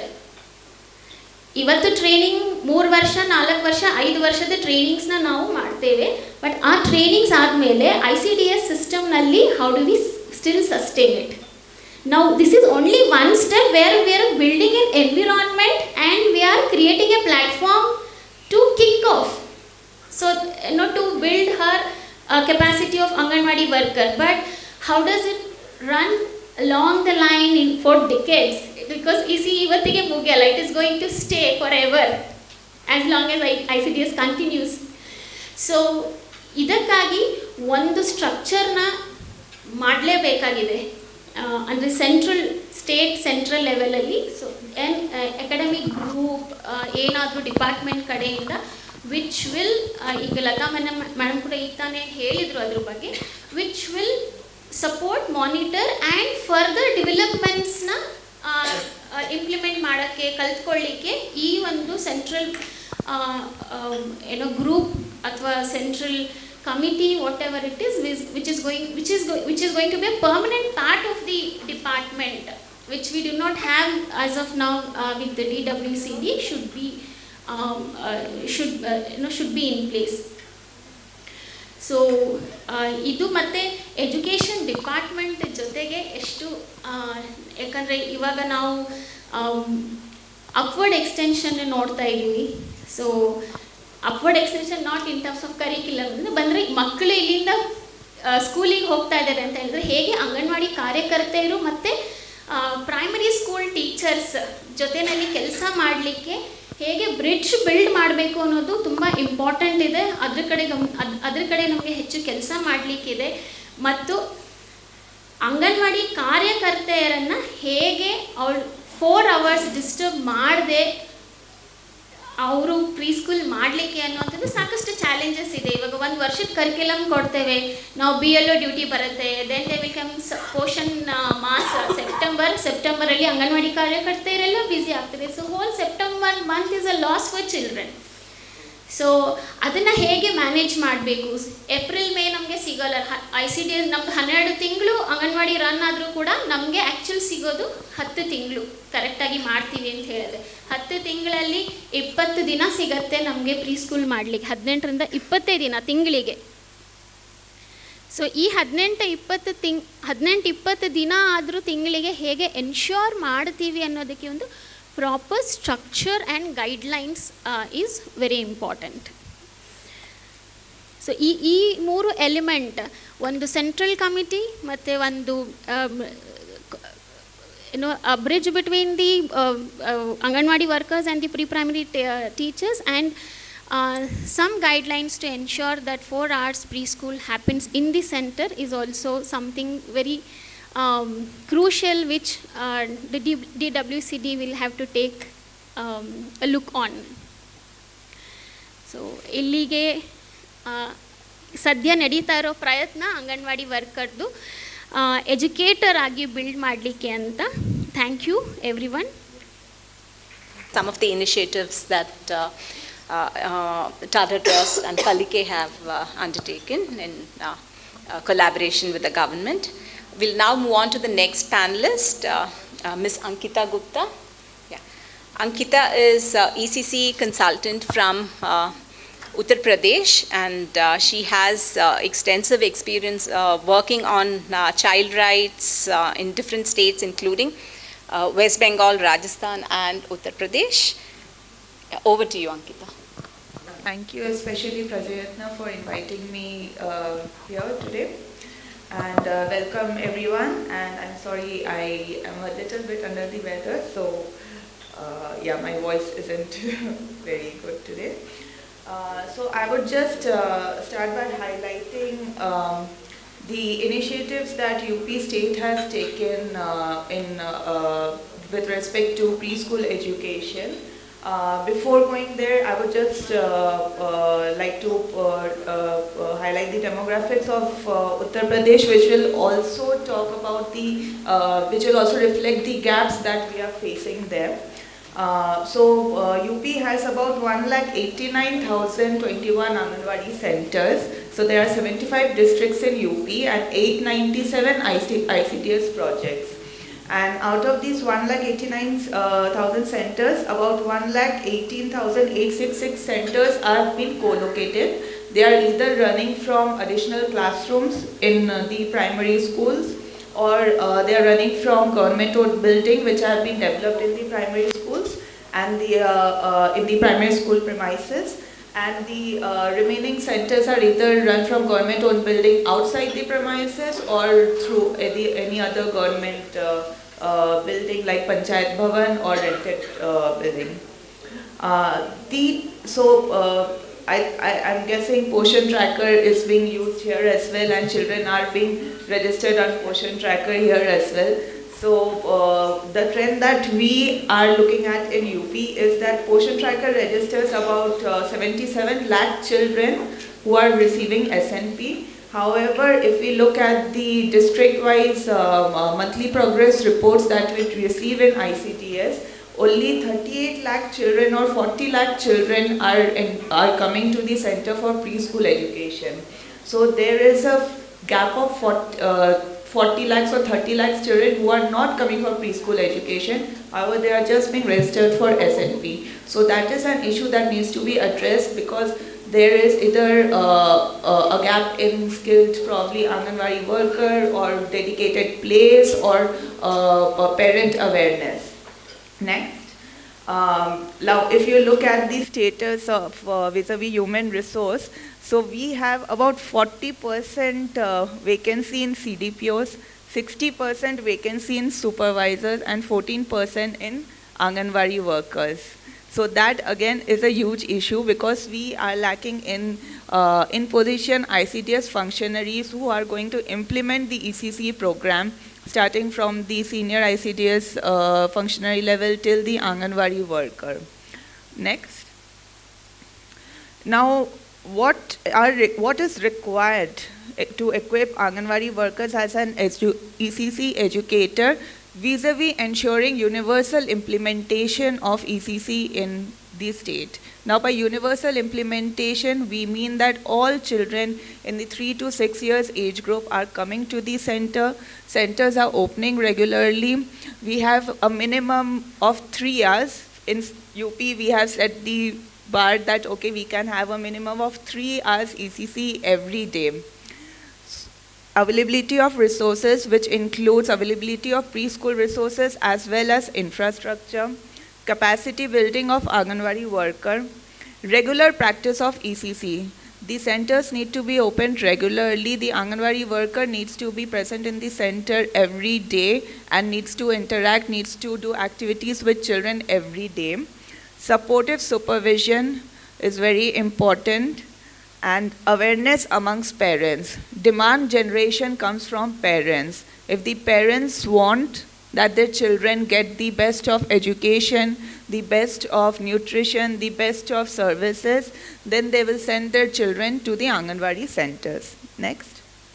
Now, tasks that the government of UP have undertaken. In compliance with NEP 2020, we have tried to establish convergence between ICDS and the Department of Basic Education. We are implementing a play and activity-based pedagogy. We are working towards developing child-centric and child-friendly Anganwadi centers. We are training Anganwadi workers and trying to provide them continuous mentoring support. We are trying to conduct proper formative child assessment and focus on school readiness. And we are trying to promote community participation as much as possible. Next. So in terms of state level convergence between Department of Basic Education and ICDS, over the past 2 to 3 years, we have developed a partnership, established a partnership between both the departments in capacity building and mentoring of Anganwadi workers, in sharing of resources, digital resources, databases. Sorry. In terms of co-location of Anganwadi centers, we are trying to map centers that are close to primary school premises, and the centers are given a dedicated space to run the preschool program. And we have developed resources, ECCE resources in consultation with the SCRT and based on their curriculum. Now, next. At the center level, the type of collaboration that we are trying to facilitate is the use of primary school libraries, especially where centers are co-located, because children, if we are exposing them to books and to a space, to the school environment, the more exposure that they get, the more school ready they can become. Then joint activities between class 1 children and the preschool children. The Anganwadi worker and the school teacher will have discussions of the current learning levels of the children who are in Anganwadi center and will soon be transitioning into primary school. This dialogue between the school teacher and the Anganwadi worker is very important, as it had been pointed out by Dr. Kaveri and Dr. Reju, that school and the Anganwadi center has to collaborate, and the teacher also needs to be aware that the child who is coming to their center, what is the learning level, what kind of support that the child needs. Sorry. Previous slide, please. Previous. Yes. Next. And the teacher and the Anganwadi workers, they try to conduct joint PTMs with parents, so that even the teacher, because generally the general idea that parents have कि आंगनवाड़ी में क्या होता है, बच्चे बस खेलते हैं, पढ़ाई नहीं होता. So here is where the teacher, supports the Anganwadi worker and tells them how this play-based method actually helps the child. Thank you. Actually helps the child in forming skills that are required for them at school level. Next. So these are the resources that have been developed. This is the ECCE manual, which is completely based on all the 5 domains and the current Nippon learning outcomes or guidelines or developmental goals that have been based on the MWCD, the national curriculum framework that MWCD had developed. Then we have a 52 weeks yearly activity calendar, which basically guides the worker in the type of activity that they have to do every day with the child. Child activity books, which have been adopted from MWCD developed activity books, and a set of story books. Next. A preschool kit has been provided although the materials in this kit are not very exhaustive, and due to, as ma'am had pointed out, Dr. Lata Menon ma'am had pointed out, that the budget has been reduced from 5,000 to 1,000. So within the constraints of the budget that ICTS has, this kit has been developed. However, the department is largely in consultation with various CSRs and banks and and encouraging them to make contributions, as well as encouraging the public also to make contributions. The department has taken up certain initiatives to encourage the public to get involved in the child's learning process in Anganwadi Center. Next.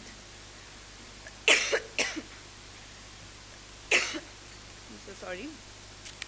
So they have developed some e-resources which are available on the YouTube channel, and a responsive parenting package, a 32-week responsive parenting package for the parents of 3 to 6-year-old children. This was developed during COVID times when all these centers were closed.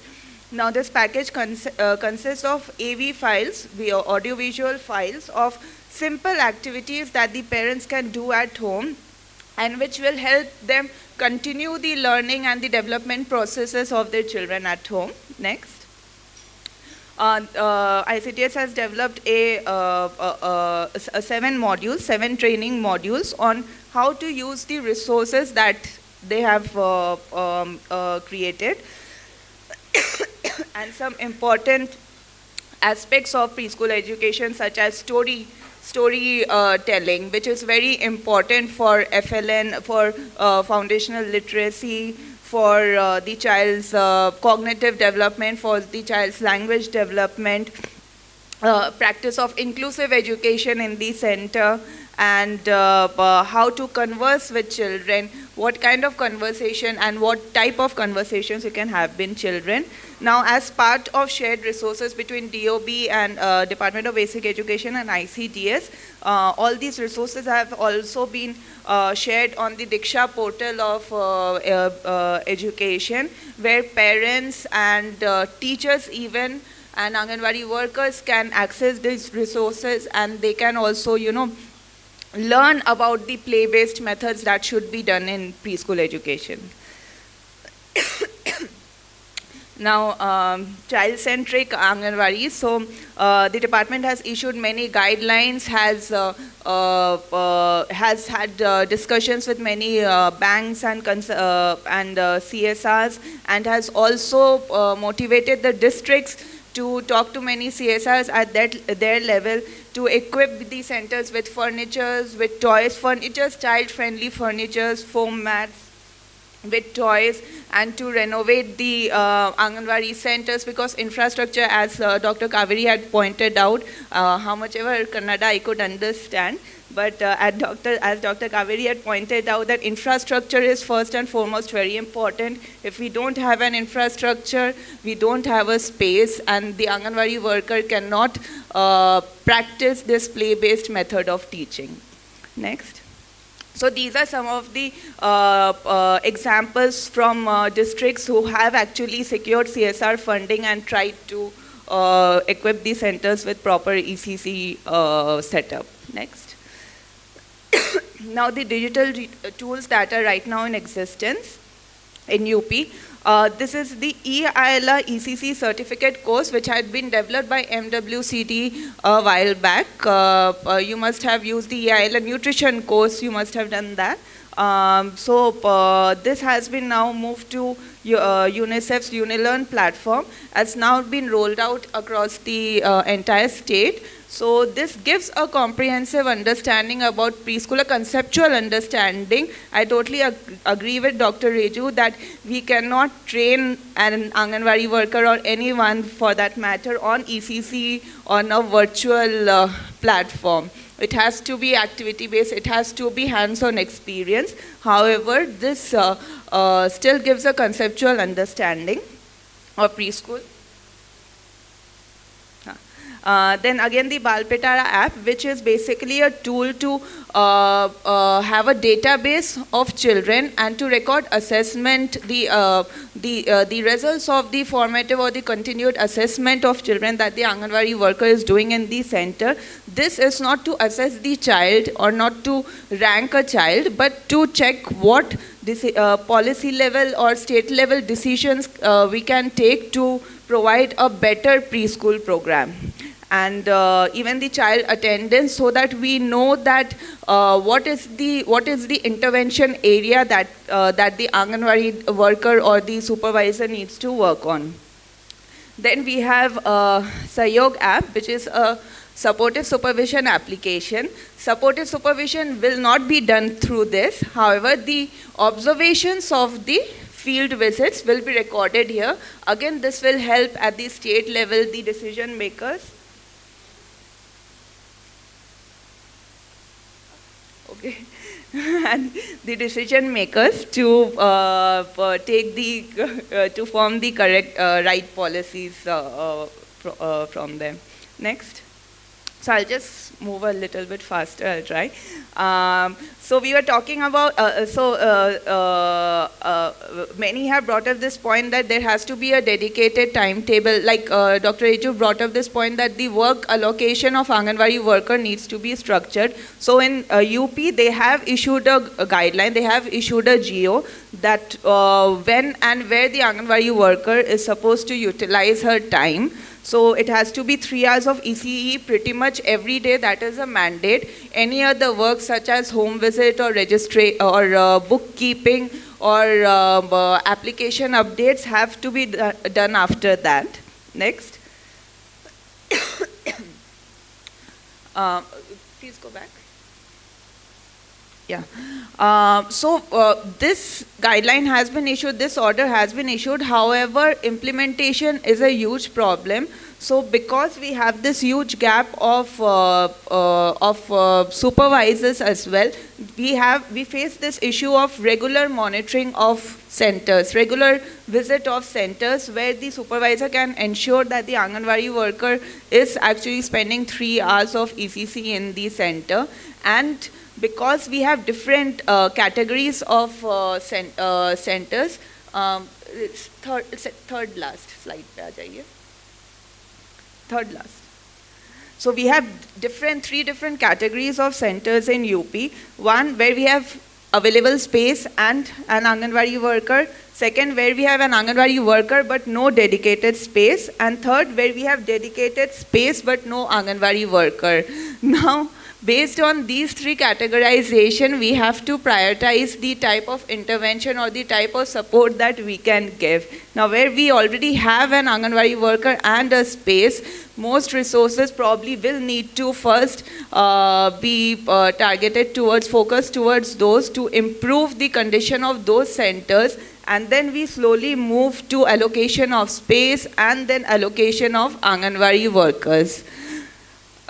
But I'm sorry, because of my health, I'm running a bit late. So based on what Dr. Reju had said, I had made a few notes that we need to focus on is capacity, in terms of capacity building. Like UP is a big state and there is huge number of human resources. So cascade model does not work much there. There is a huge issue of cascade loss. So maybe we should focus more on taking up Anganwadi workers at the top till the bottom level. Let them be the master trainers, let them be the block level trainers, and then the end users and implementers. And maybe we can focus on peer learning. Maybe we can develop a system for peer learning. Okay, so I think I will stop here and maybe take on further points in discussions again. Thank you. So we look forward to hear your thoughts. And Dr. Jyotsna Jha heads the Center for Budget and Policy Studies, which is based in Bangalore. And she has led a number of research studies in the area of education, gender, and women's empowerment. And she's also written extensively on these topics. Over to you, Jyotsna.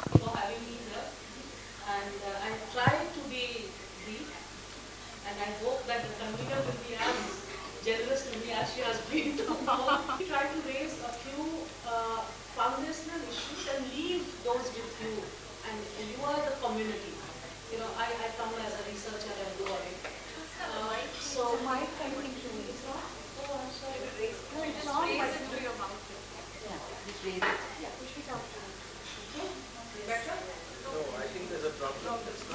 There is some, yeah, oh, yeah, it was off.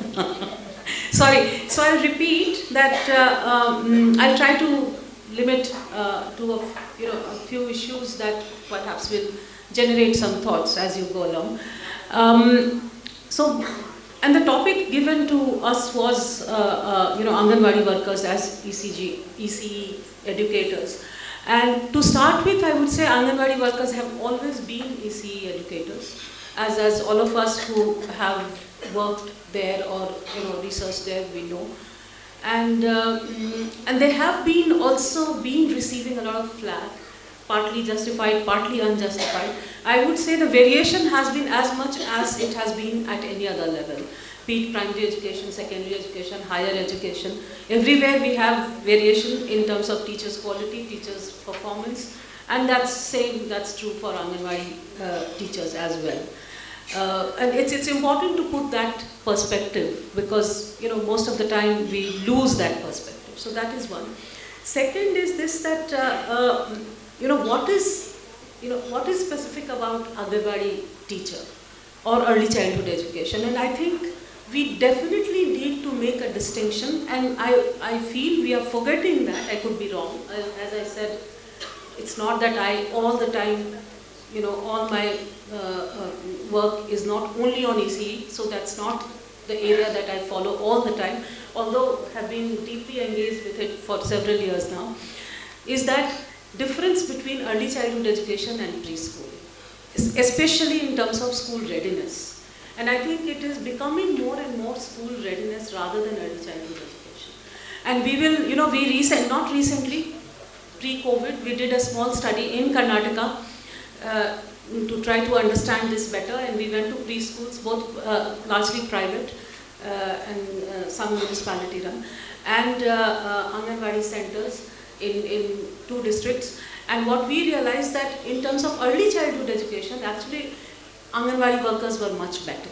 If we are talking of age-specific early childhood education, which is not necessarily preparing them with ABCD or whatever equivalent 1, 2, 3, 4 and everything else to go to class 1, and teachers expect ready products.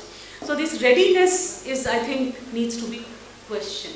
This is not to say that children who have undergone early childhood education should not be ready for school. If they have gone through good early childhood education, they will perhaps be much more ready for education. And there I would again say that, NEP definitely has brought much more focus on early childhood education. But people at my age, when I as a young person used to talk to older people, they always used to say during my time. So I would say, I can see Giri, who used to be a colleague, that during my time also there were things. 2005 NCF has a full position paper on early childhood education, and District Primary Education Project had full funding for early childhood education. So it's not the first time that NEP has brought, but yes, it has generated a kind of interest, and the political economy plays a role. Internationally also there's a lot more money in early childhood education now than it was 2 decades ago, and everything comes together to bring focus. So that has happened, but I think one needs to use that opportunity for improving the system and not get into a trap.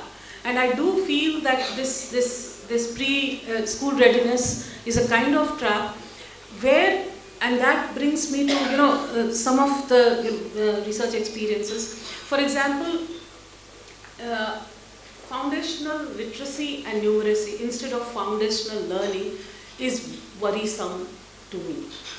Because the moment we say foundational literacy, that means that you are talking of literacy.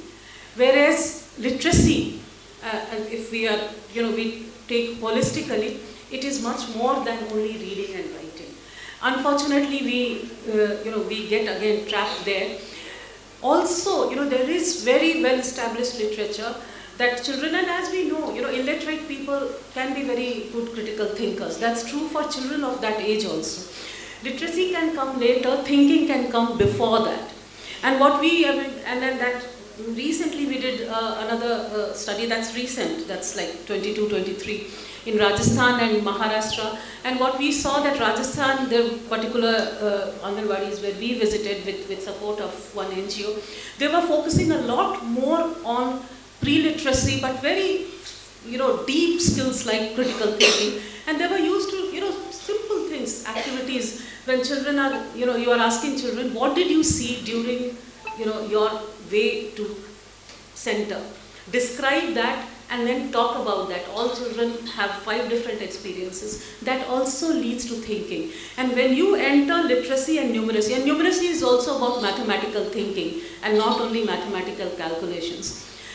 When you enter with all these skills to literacy and numeracy, you are actually, your literacy and numeracy skills are going to be much more useful, and as is commonly said, that learning to read rather than reading, reading to learn. So, you go into learning to learn, and that is your early childhood education. And I do feel that one has to, especially, again, I'm saying the community, all of you who are engaged there, and Prajayatna is perhaps one of the well-equipped institutions to facilitate that, must be mindful of that. Second is the status. When we are talking of Anganwadi workers as educators, in context of co-location and also in isolation, but especially in context of co-location. And many of you talked about, the coordination, but I think it's something more than coordination. And we generally avoid talking about it, that's power. The power equations are very unequal between Anganwadi teachers and school teachers. Even the para teacher, Karnataka we don't have that, has more power than Anganwadi workers. And unless we are mindful of that and address that, it will never be an equal relationship. And what happens that, school teacher has expectations that basically these Anganwadi workers who are low educated, have low status, their salaries are low, they are all part of feminized workforce, they are all women. I keep saying that if Anganwadi workers were also men, their honorarium, its status, everything would have changed in the last 40 years that we have had. So they are part of a feminized workforce, and that gets reinforced when you are co-located. And so co-location in itself may not be a bad idea, but if we don't work on that, I think we are going to see 2 things. One is much stronger downward transfer of reading, writing, and second is further marginalization. I feel that when you are in isolation, you are not in a relative situation. When you are in a relative situation, you are much more aware of your powerlessness, and that we have to prevent. Again, I'm not saying that it should be completely, and anyway, not that my saying will stop it, but if it's happening, one should do it better and be mindful of these rather than put these things under the wrap. And one more point, which is about training and rights. So if you are talking of rights, you are talking of rights-based education, you also have to talk of rights of educators. At least peg the honorarium, or call it salary. Why honorarium? We all take salaries, and when it comes to ASHA workers and Anganwadi workers, it's honorarium. So they are not the only ones, to be honored. We want our rights, they also need their rights. Peg it to skilled wage. Simple. Just do that. And some of the NGOs have done that. And it helps. It actually improves the quality, it improves the status, everything. So certain non-negotiables have to be drawn. And I, as an economist who work quite a bit on budgets and resources and revenue, would tell you that that's not a constraint. It's all about, finding ways to do that. So I do think that status is important, and power equations are important. Training is important, but so I will not even go to online training, just saying that in agreement with what Dr. Raju said. But training also, I think, again, many of us have been here, at least, I know Lata, I know Giri. for several decades you have struggled. I think one also needs to get out of the cascade model. This is not to say that scale is not a challenge. Scale is a challenge. But we have to find alternative ways of, you can create, you break the geographies. Scale is a challenge because you see it from state level. You see it from central level. Now Nishtha, so, we have actually become regressive. We used to have state-based and then district-based. Now we have again gone back to everything centralized. So it's important that we, think differently and accept things that have not worked. Unless we accept, we won't move ahead. Certain cascade has not worked. Very rarely, it has worked. Let's get out of that rather than keep trying to do it better.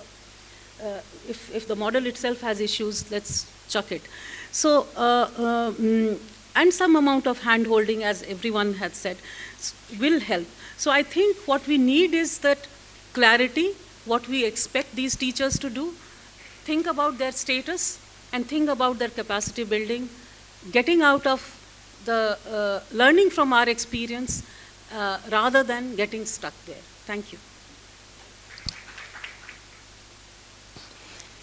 With this, we have come to the end of the presentations, and we have actually two more sessions that are part of the larger panel discussion.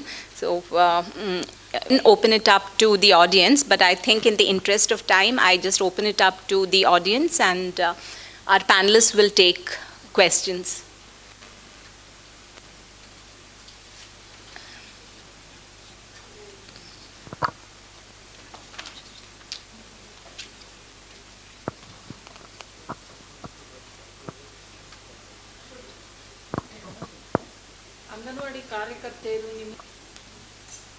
Hello. Thank you. Good afternoon, everyone. Foundation. So we are right now in a world that is moving so fast and moving towards artificial intelligence at this point, and I feel it's very critical that we talk about technology and digital training. So my question is to all the panelists on how do you believe the role of technology can be leveraged when we say reimagining Anganwadi workers? Because, and this question is coming because it's not a new question. This has been asked multiple times, and I've always sensed that there is a hesitation when it comes to talking about this and adoption of this among experts and within departments.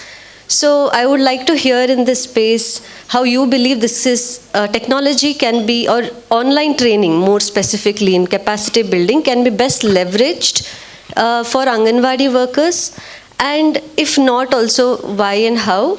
And also if there is any piece of advice that the experts have today in terms of what is something that a person who's getting into this or an organization that's working on this can possibly avoid, a common mistake that can be made in terms of perceiving this. So yes, thank you. Looking at technology and how it has supported, two ways that I have seen that technology has made a difference. And by technology, I don't only mean IT. Okay? I mean the visual media. I also talk about radio as a medium. Okay? One is that technology for the first round of training, direct training, etc., I agree across the board, it's not really the most effective way. It is useful as a support, as a supportive medium. So that if the teacher has reached a particular level of competence and then is wanting more information and is looking for information, yes, it's support. But I think one of the ways in which technology has really been very useful is that it is a useful medium to break the isolation of the teacher. Whether you are a primary school teacher or an Anganwadi worker, you are stuck in one institution all by yourself. And the chances of you meeting other people, other practitioners, is very much more limited. Now when that happens, to have to use technology as a way of connecting people, whether it's through WhatsApp groups or through any other way, where they are able to place their problems in the medium and others are able to respond, and as a way of being a mutually supportive system. I think technology has been very useful where that is concerned, because people are able to say, this is not working, how do I go about doing it? Teachers do like to put up videos of how they are doing it, and it's a way also of helping them, giving them that acknowledgement that they are doing well. So even though it's not useful for direct training, or even working with people who are not at all skilled in using it as a supportive means is very useful. Using it to break teacher isolation has proved to be very useful.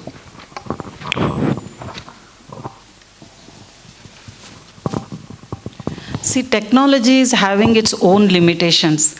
For example, Anganwadi worker has been given smartphones for portion tracker feeding and all. She is not able to do that because of so many problems. The Anganwadi worker who is at the end of 60 years and all, she is not able to tackle these problems. And there are many internet problems and all. So we cannot implement this, and she is not very comfortable in virtual meetings and virtual training programs and all.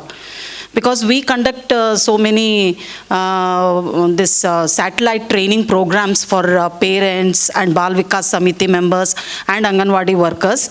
They cannot respond back, and they will not be concentrating on the subject.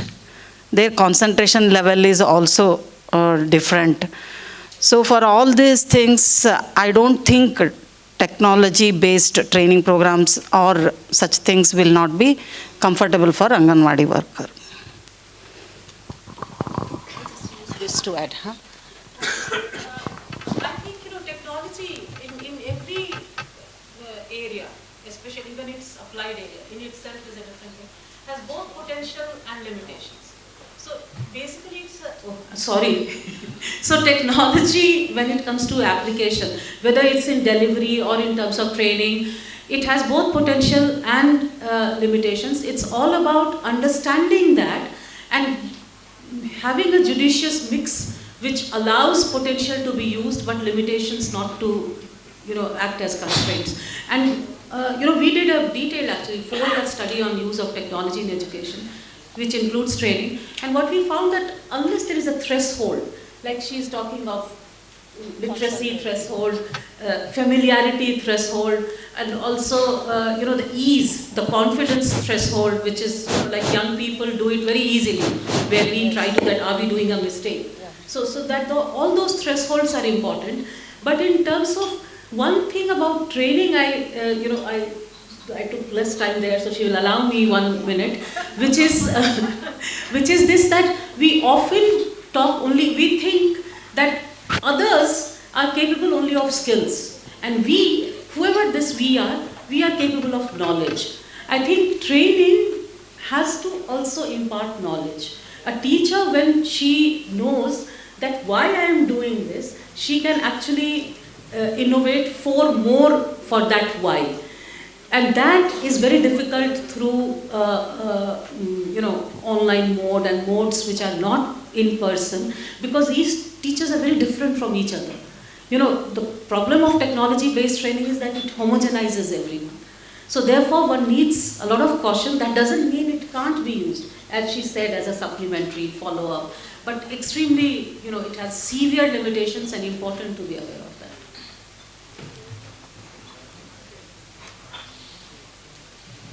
For me, I think it's not about reservation actually. Simple thing is, like Anganwadi workers are being introduced to the concept now.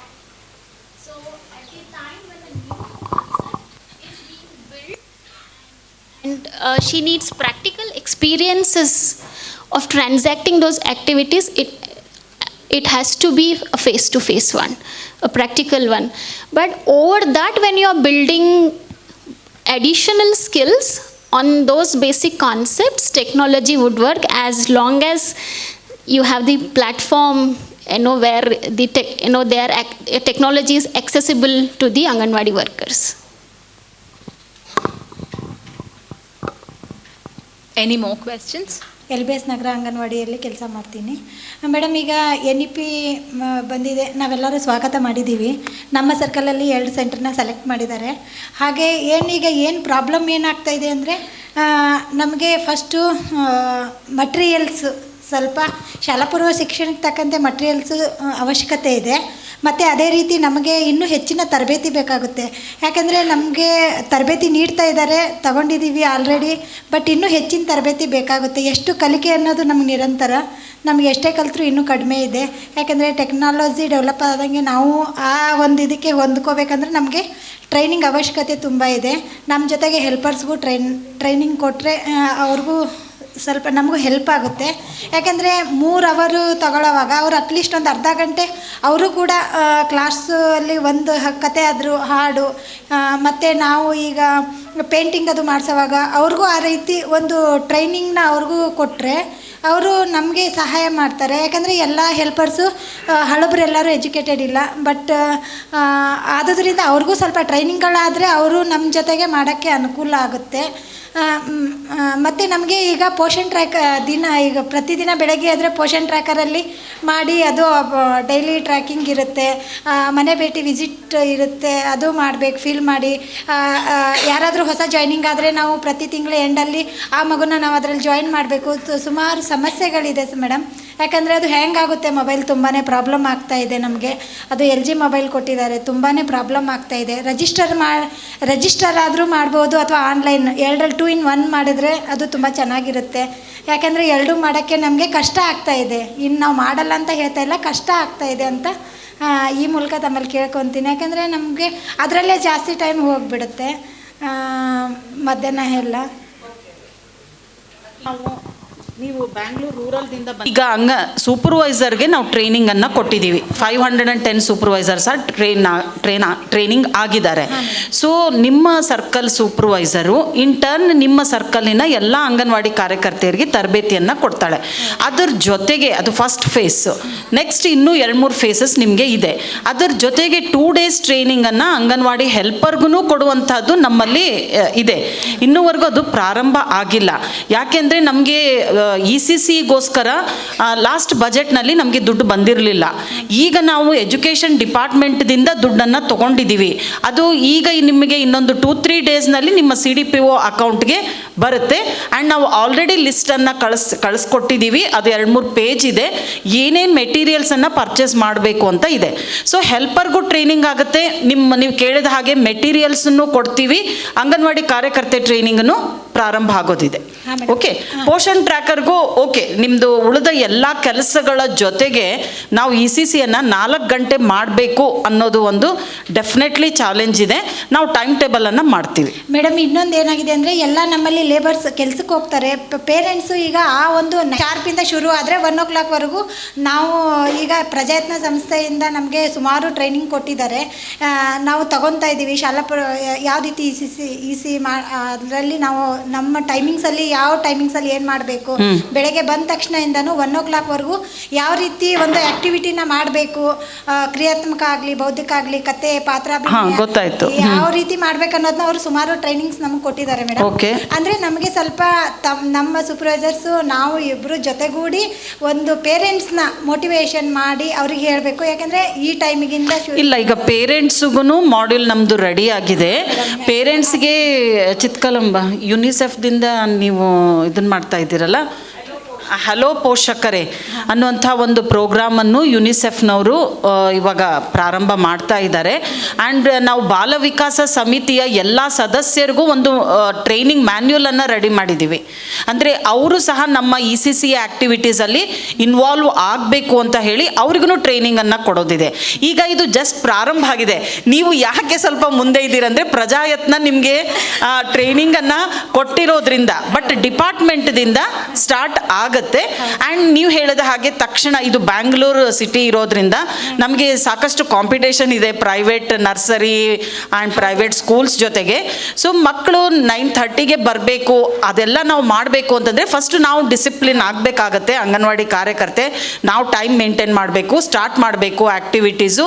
ಇದನ್ನೆಲ್ಲ ಮಾಡಿದರೆ ಖಂಡಿತವಾಗಿ ನಿಧಾನವಾಗಿ ನಮ್ಮ ಒಂದು ಅಟೆಂಡೆನ್ಸನ್ನು ಹೆಚ್ಚು ಆಗೇ ಆಗುತ್ತೆ. ಈಗಾಗಲೇ ನಾವು ಅದನ್ನು KKRDB ರೀಜನಲ್ಲಿ ನೋಡಿದ್ದೀವಿ. ಓಕೆ ನೆಕ್ಸ್ಟ್ ಮೇಡಮ್, ನಾನು ನಿಮಗೆ ಕೇಳಬೇಕಾಗಿತ್ತು, specially in Bangalore, over a period of time there is a changing scenario in you see lot of children are getting enrolled in private English medium preschools alva. Yes. ಇದೆಲ್ಲ ಅಂಗನವಾಡಿ ವರ್ಕರ್ಗಾಯಿತು. What about private school instructors, preschool instructors, ಅವ್ರಿಗೇನು ನಿಮ್ಮ plan ಇದೆ? ಯಾಕಂದರೆ ಮುಂಚೆ ನಾವು 70-30 ಅಂತ ಇದ್ವಿ, ಈಗ ಆಲ್ಮೋಸ್ಟ್ 50-50 ಬರ್ತಾ ಇದೆ ಅದು. ಸೊ ಸ್ಟೇಟ್ದು ಪ್ಲ್ಯಾನ್ ಏನಿದೆ ಅವ್ರಿಗೆ? ಸ್ಟೇಟ್ ಪ್ಲ್ಯಾನು ಇನ್ನು ಪ್ರೈವೇಟ್, ಈಗ ಒಂದು ನಿಮಗೆ ಎಕ್ಸಾಂಪಲ್ ಹೇಳಬೇಕಂದ್ರೆ ಪಾಂಡಿಚೇರಿಯಲ್ಲಿ ಅಪ್ ಟು 3 years ಮಾತ್ರ ಅಂಗನವಾಡಿ ಕಾರ್ಯಕರ್ತೆಯರು ಹ್ಯಾಂಡಲ್ ಮಾಡ್ತಾ ಇದ್ದಾರೆ. 3 to 6 ಅನ್ನು ಪ್ರೀ ಪ್ರೈಮರಿ ಎಜುಕೇಷನ್ಗೋಸ್ಕರ ಸ್ಕೂಲ್ಗೆ ಅಟ್ಯಾಚ್ ಮಾಡಿದ್ದಾರೆ. ಸೊ ಹೀಗೆ ಒಂದೊಂದು ಸ್ಟೇಟಲ್ಲಿ ಒಂದೊಂದು ಸಿಸ್ಟಮನ್ನು ಫಾಲೋ ಮಾಡ್ತಾ ಇದ್ದಾರೆ. ಸೊ ನಾವು ನಮ್ಮ ಸ್ಟೇಟಲ್ಲಿ ಇನ್ನೂವರೆಗೂ ಪ್ರೈವೇಟ್ ಸ್ಕೂಲ್ಸಿನವ್ರಿಗೆ ಪ್ರೀ ಪ್ರೈಮರಿ ಎಜುಕೇಷನ್ ಬಗ್ಗೆ ಯಾವ ಥರ ನಾವು ಮಾಡಬೇಕು ಅನ್ನೋಂಥ ಚರ್ಚೆ ಇನ್ನೂವರೆಗೂ ಬಂದಿಲ್ಲ. ನಾವು ಫಸ್ಟ್ ಗೌರ್ನಮೆಂಟ್ ಸಿಸ್ಟಮನ್ನು ನಾವು ಸ್ಟ್ರೆಂಗ್ತನ್ ಮಾಡ್ಕೊಳ್ತಾ ಇದ್ದೀವಿ. ನೆಕ್ಸ್ಟ್ ನಾವು ಅದನ್ನು ಮಾಡ್ತೀವಿ ಪ್ರೈವೇಟ್. Last question.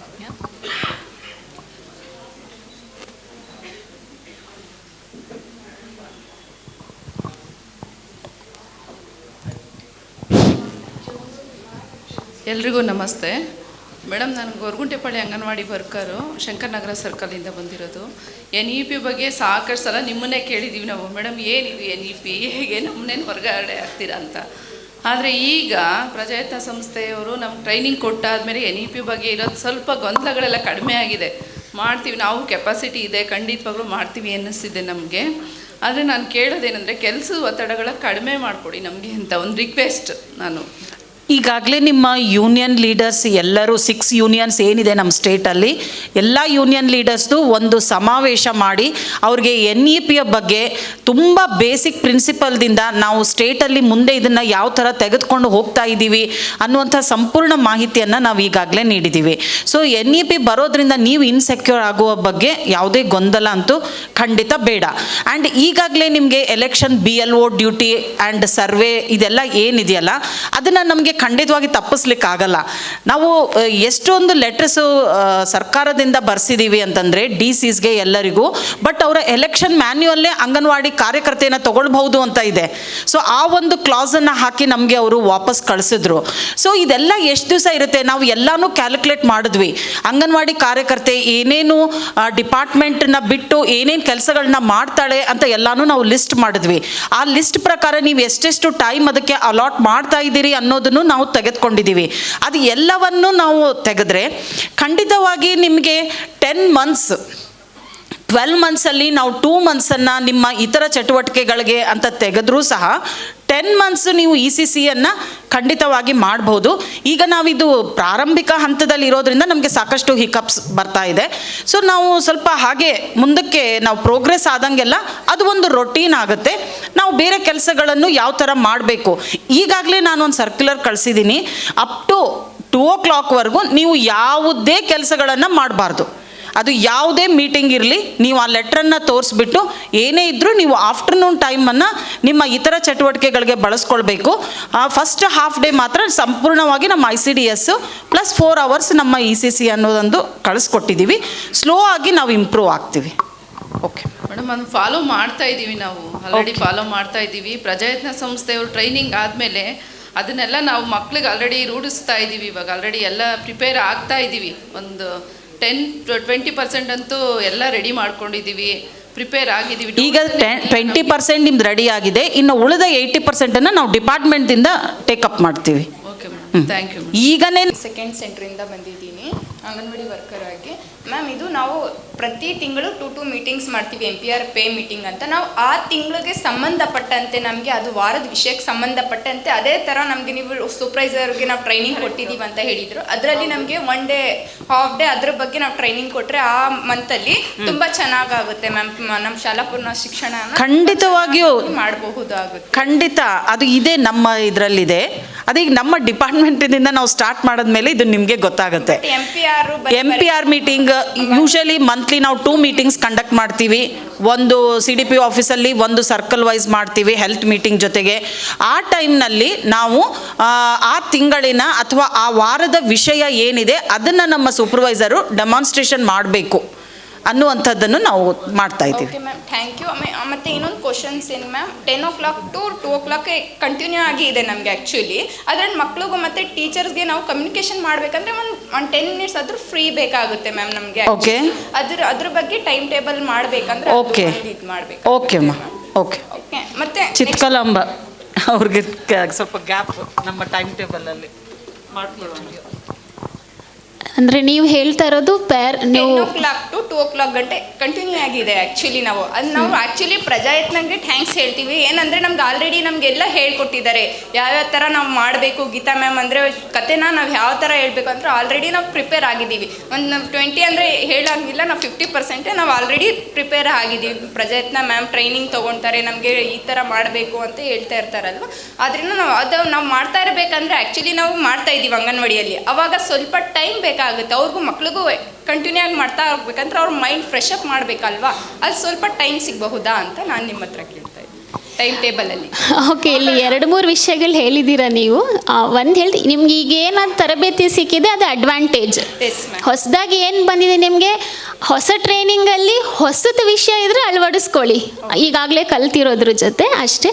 10 to 2 ಅನ್ನೋದೇನಿದೆ ಅದು ನೀವು ಗಮನಿಸಿದ್ರೆ ಪ್ರತಿಯೊಂದು ನಿಮಗೆ ಇವಾಗ ಹೊಸದರಲ್ಲಿ ಸ್ವಲ್ಪ ಸಮಯ ನಿಮಗೆ ಯಾವುದೋ ಒಂದು 10 ನಿಮಿಷದಲ್ಲಿ 10 ನಿಮಿಷ ಅಂತ ಸಮಯ ನಿಗದಿ ಇರುತ್ತೆ.